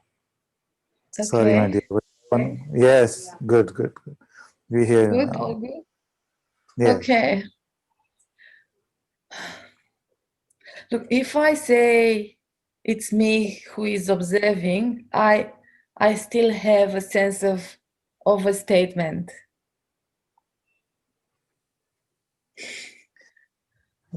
The you that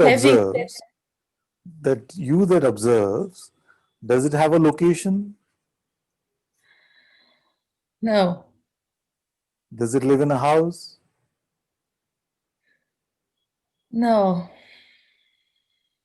Is there another you? No. But sometimes I am absent because I get pulled in, or because there is too much noise and there is too much. What I learned in Satsang is called identification with the person. And I'm very clingy to certain things, so I can't. Now this one is not identification. The one that is very clingy, the observer is clingy. No, it's the person. It gets very clingy to. The person is very clingy to the person.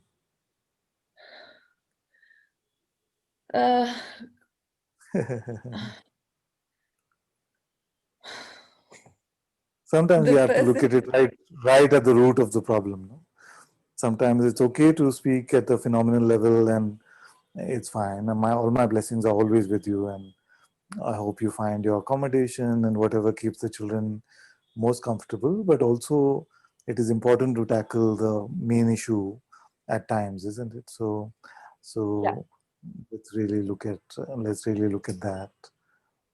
You see? So this one that is observing, that is aware of perception, you say that that is you. Now, that one in its manifest play as consciousness seems to get identified as a person, you see, but that identification equals suffering, you see. Yes. And consciousness has within its power to not identify. That's why all the masters point to us to don't identify. If it was not possible for consciousness to do, then they wouldn't say it, isn't it? So for you being referred to as consciousness at the moment, don't log into any of these limited ideas about yourself. That is absence of identification and therefore suffering.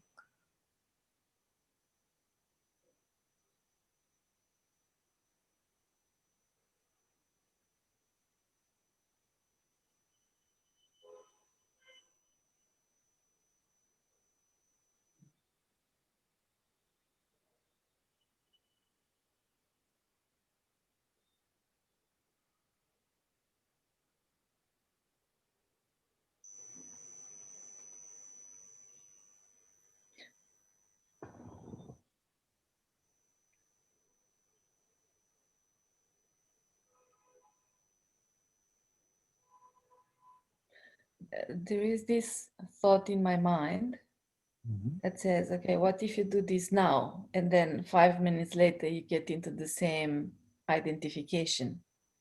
Yeah, that's a common one. No, we started satsang with something like this, where we said that what is the best thing you can do right now for the one that will be here 5 minutes later? Apparently, there will be such a one. Let's presume. So, what is the best thing you? What is the best gift you can give that one?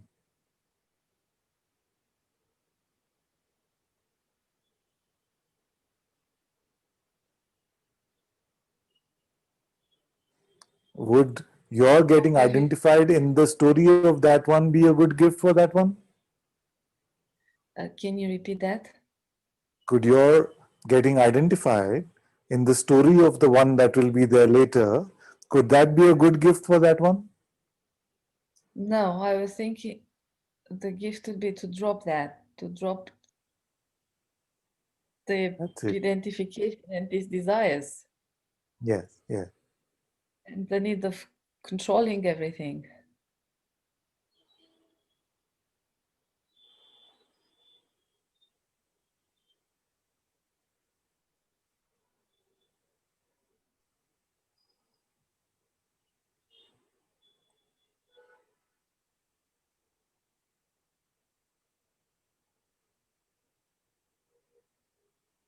The one that doesn't exist wants to control everything.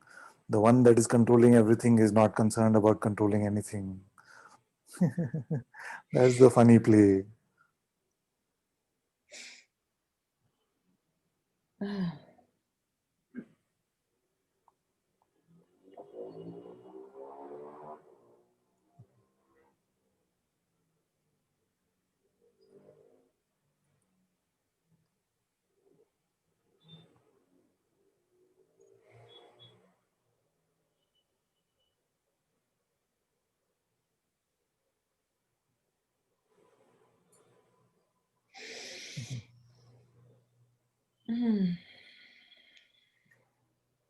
That's it. Can That's you very good. a bit more? Well, Uh, you look very good. I look very good. I'm not good. I'm just looking good. What to trust? What to trust? I would rather trust your smile than your thought. Ah, there is so much. No, honestly, there is so much conflict inside. That's And just a thought. How to trust a thought? I don't trust any thought here. How to trust a thought there? trust my thoughts. Ah, That's what everybody tells me. ah, Tell me something which is not a thought. I'll trust that.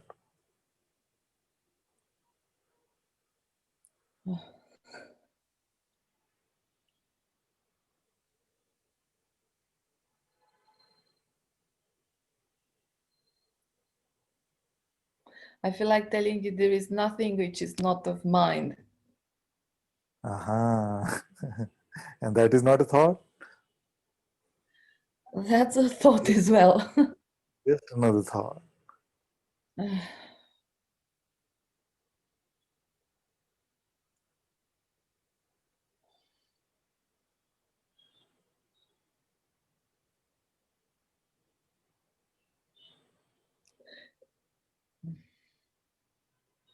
And I do have this sense that anything I say, it's a thought and it's a concept. Mm. But your existence, your being, is not a concept. Your presence is not a concept, you see. So we learn to trust that more and its play, whichever way it has to play out in this world. We learn to trust that more than the interpretive mind and the narrative mind, which all it has is stories.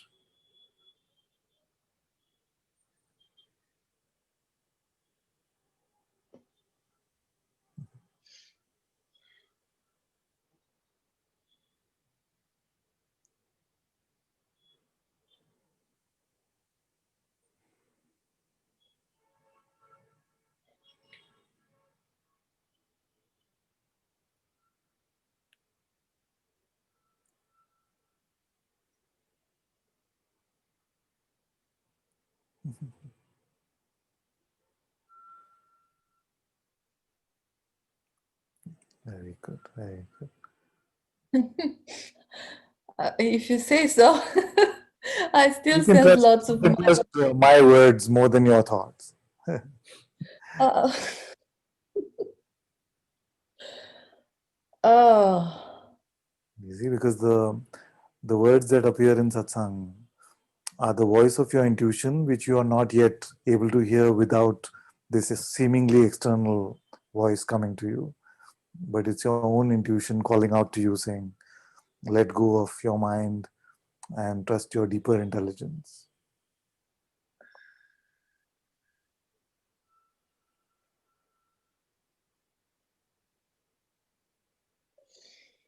mm.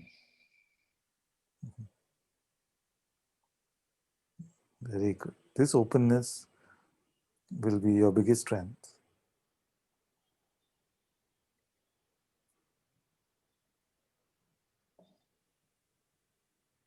I feel like thinking to my son. Yes, yes, of course. Very good, very good. Thank you, my dear. I Thank you. will end today with the question. Let's see if there's something very compelling. Is there any way to harmonize my worldly desires with my longing for God without seeing it as a conflict? It's not a conflict. Good you asked that, because maybe my answer came across like that. It's not a conflict. You see, it's at different levels. So in the worldly play, all this play of desire and achievement and non-achievement, all of that can play out. But in your heart, there can be a longing for God, which will um, flower in its own way without necessarily having to give up on anything in the world.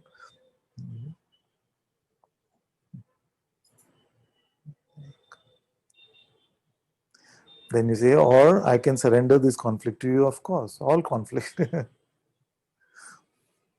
I said last time also, to have a master and to have a problem is wasting the master, right?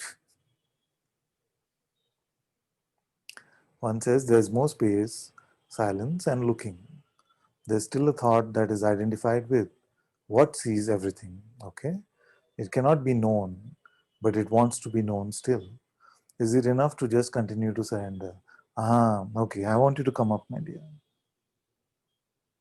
Can you come up?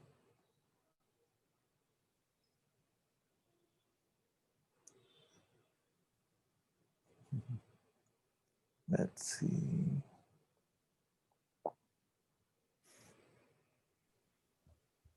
Hello. It's not so strong.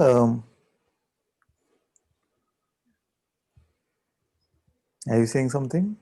I heard a mild voice a Can you hear few me? seconds ago. Not so well, my dear. Is it? Can you come closer to the mic or something? Yeah, I'll try. Hello? It's a bit better. I'm sorry. We still don't see you on the screen. I'm Let me here. see.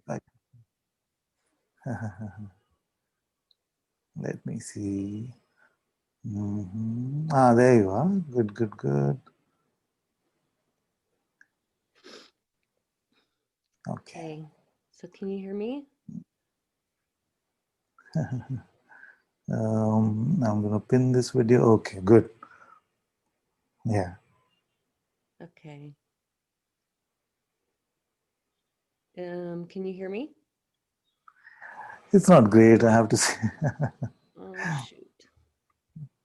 Is there a audio volume that you have in your Zoom settings? Let me check. Zoom Yeah. preferences. Output volume. If you minimize this window, then on the main Zoom window, then there's a gear that comes. You press the gear, Okay. and there you should have an option for audio. Okay.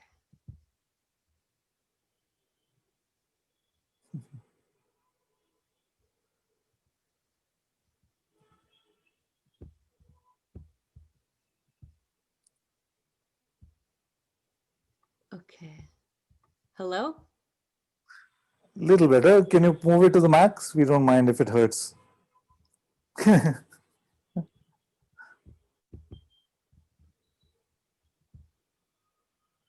Okay. It's max. Ah, okay, It's I just max. move this speaker close to me and see if I can hear you well. Okay. You can say, my dear. Let's hear. Okay. So there's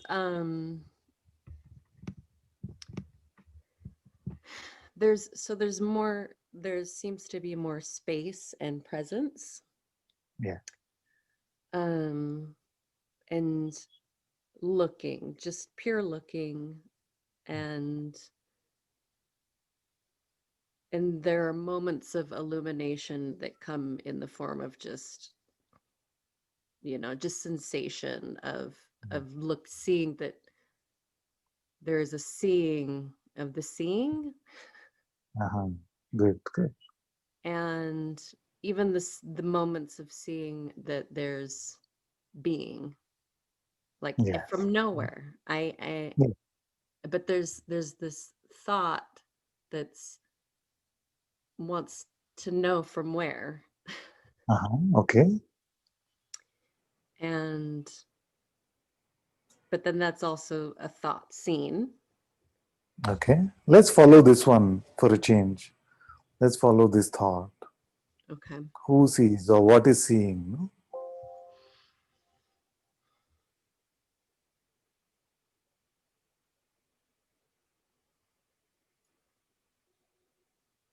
Well, the seeing of the thought is, it's seen. So if I just sit quietly. Can we do this fresh? Let's do Yes. this fresh instead of trying to remember what happens. Yes. So right now we can use any perception. You can use this voice. No? Okay. So who is aware of the perception of this voice? I am. You are. No? How do you know that? Because it just is. Huh? It just is. Just because something is, it has to be known? Well, it's seen. It's seen? In what way? in all ways. I don't know how. Okay, maybe I put you too much in the spot. Just relax a bit. Okay. We can look together. So you said very innocently, I am. You see, but this I, which is aware of the perception, is that an object of perception itself? No. And yet it is clear and apparent that it is I, isn't it? Yes. So this apparency, you see, is true knowledge. It is not small k knowledge, which is conceptual knowledge, bookish knowledge, learned knowledge, but it is self-knowledge, Atma Jnana. You see, just this, and this knowledge is not separate from what you are. You yourself are this knowingness itself. You see? So, how do we come to this self-knowledge? Just like this. In the innocence, it is apparent that it is I which is aware, no matter what the perception may be, or even the absence of perception, I am aware of. How is it known? You're right that it cannot be known when you typed earlier. It cannot be known through any conventional ways. And when I say conventional ways, it is the ways of the world. You see? But for you to know yourself, we can call it intuition, we can call it obviousness, whatever we may call it. You see?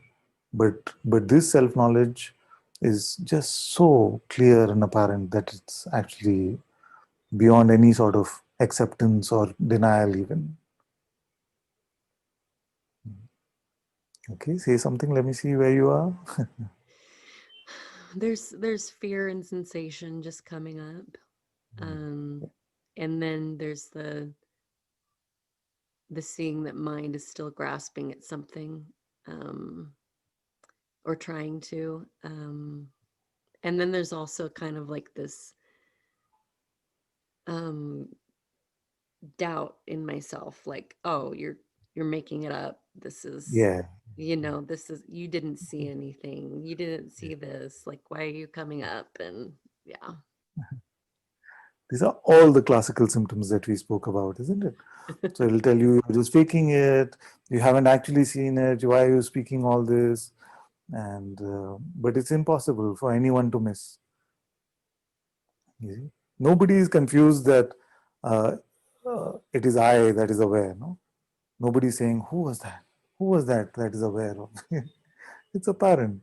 You see? Yes. So this spaceless, timeless I, non-phenomenal reality, actually is our most obvious discovery. But it is that obvious that it is too obvious for the mind to fathom. You see, so when we refer back to the mind to say, what did you get? Or have you actually finally understood? It is obviously going to say, no, nothing. What are you talking about?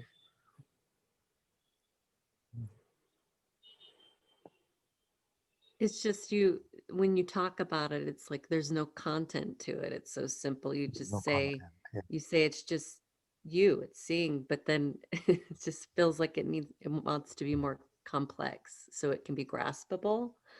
Yes, yes, yes. Whatever you can grasp is going to come and go.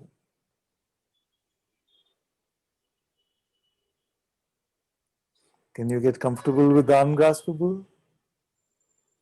And you are already. Yes. More comfortable with the ungraspable. Yes.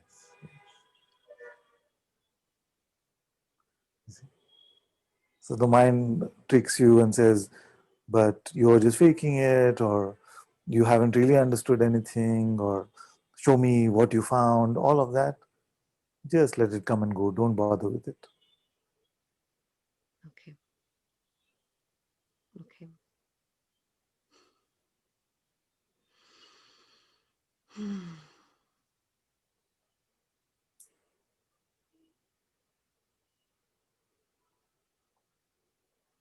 This I that is aware, can it be hurt by anything? Hurt by anything that appears? No, Affected? no, Dented? no, Scratched? Mild? Just a sliver of a scratch? no.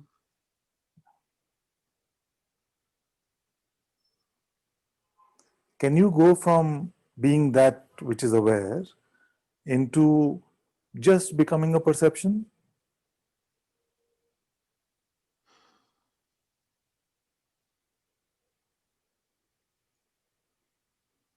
I know what you're asking, but Yeah. there's You have to still a try lot and of, do it. yeah, You have to try and do it.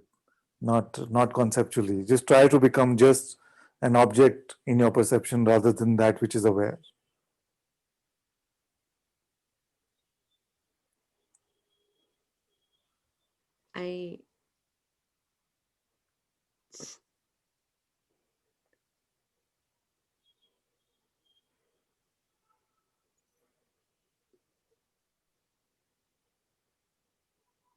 I don't even know how to try to do that. Yes, yes. It is so ludicrous, and yet our belief system is usually that, isn't it? Yes. Yes. So trust your insight more than your belief system. Yes. Yes. Okay. Thank you. So welcome. I'm always up for this kind of inquiry. Always up. Always up. Thank you. So welcome. Like Thank you you. said Thank you. to Madalena, Yeah. I trust you more than I trust myself. Very good. Very good. Very good. Thank you. Thank you, my dear. Very good. Nice way to end today, no? Actually, I have a call at 7:30, so quickly we play a bhajan. There's also birthday, so one quick bhajan. Can we cut the cake along with the bhajan? He's vanished? Birthday boy vanished?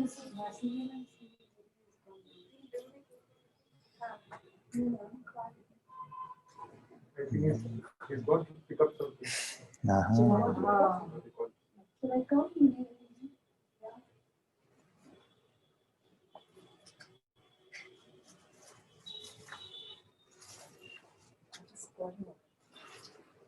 She's calling.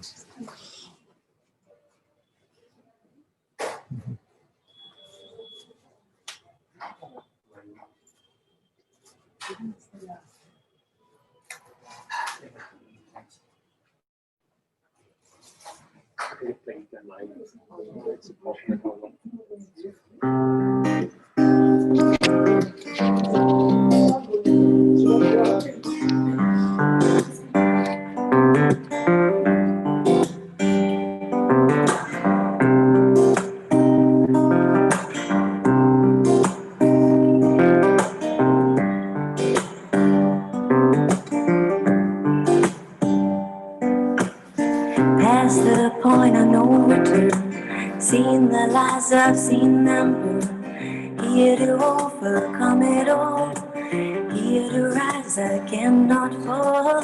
At the edge of you and me, free from mental slavery. Stand alone, one in you, power coming through. I hear you call, the one inside. That's of all. I hear you call, the one inside. That's of all. Everyone is in his reach. Everything is here to teach you. Listen for the one in you, one in all.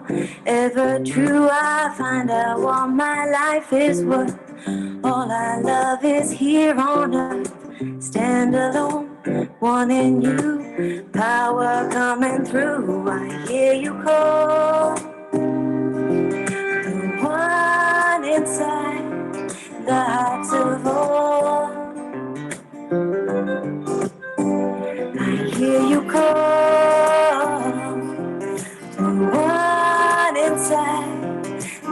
hearts of all.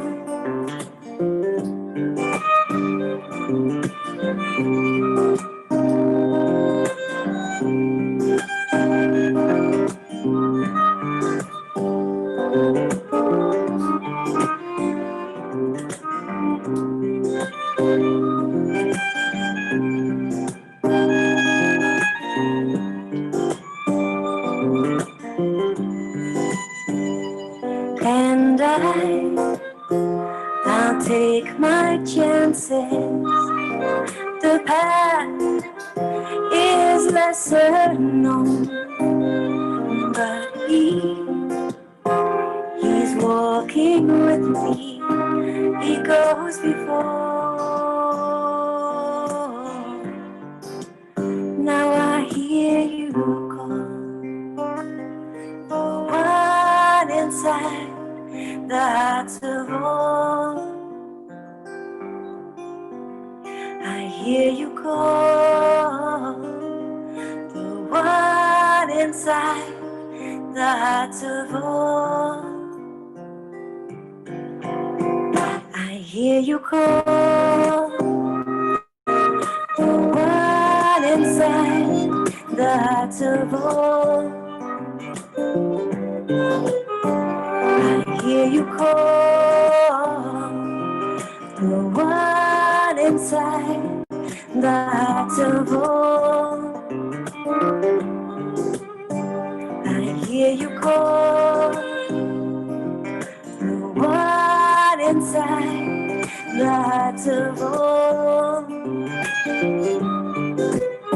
I hear you call, the one inside the hearts of all.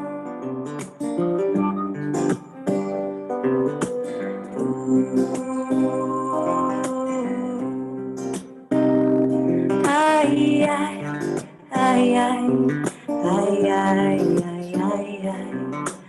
Ooh.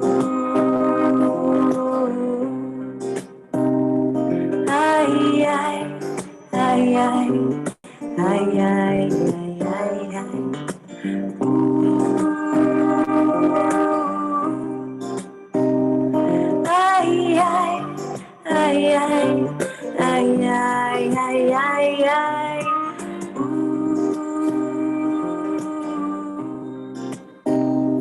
Ay, ay, ay, ay, ay, ay, ay,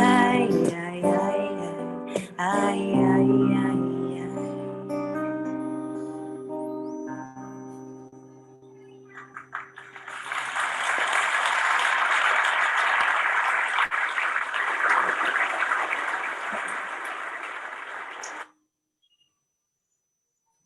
Okay, boys, back.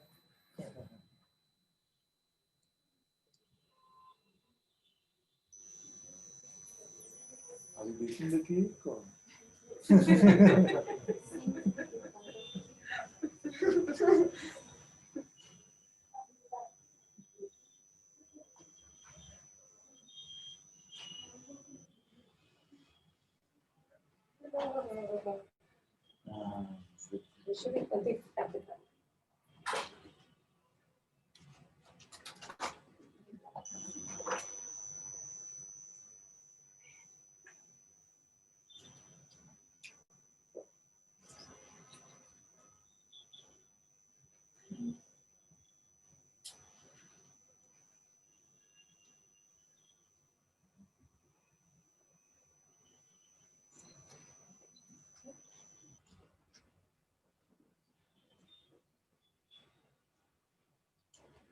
I've lowered the camera very unhygienic.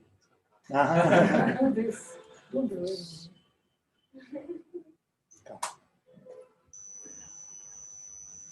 How will you with your mask? to you. Happy birthday to you. Happy birthday, dear Nitin. Happy birthday to you. May Guruji bless you. May Guruji bless you. Happy birthday, dear Nitin. Happy birthday to you.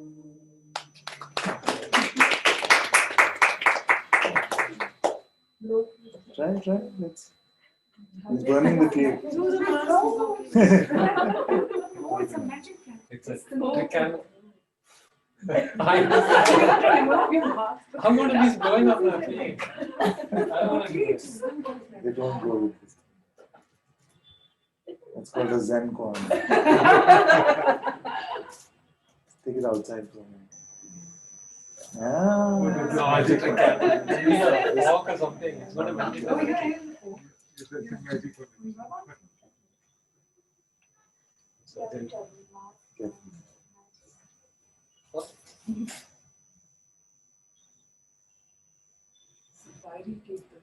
It actually sunk in.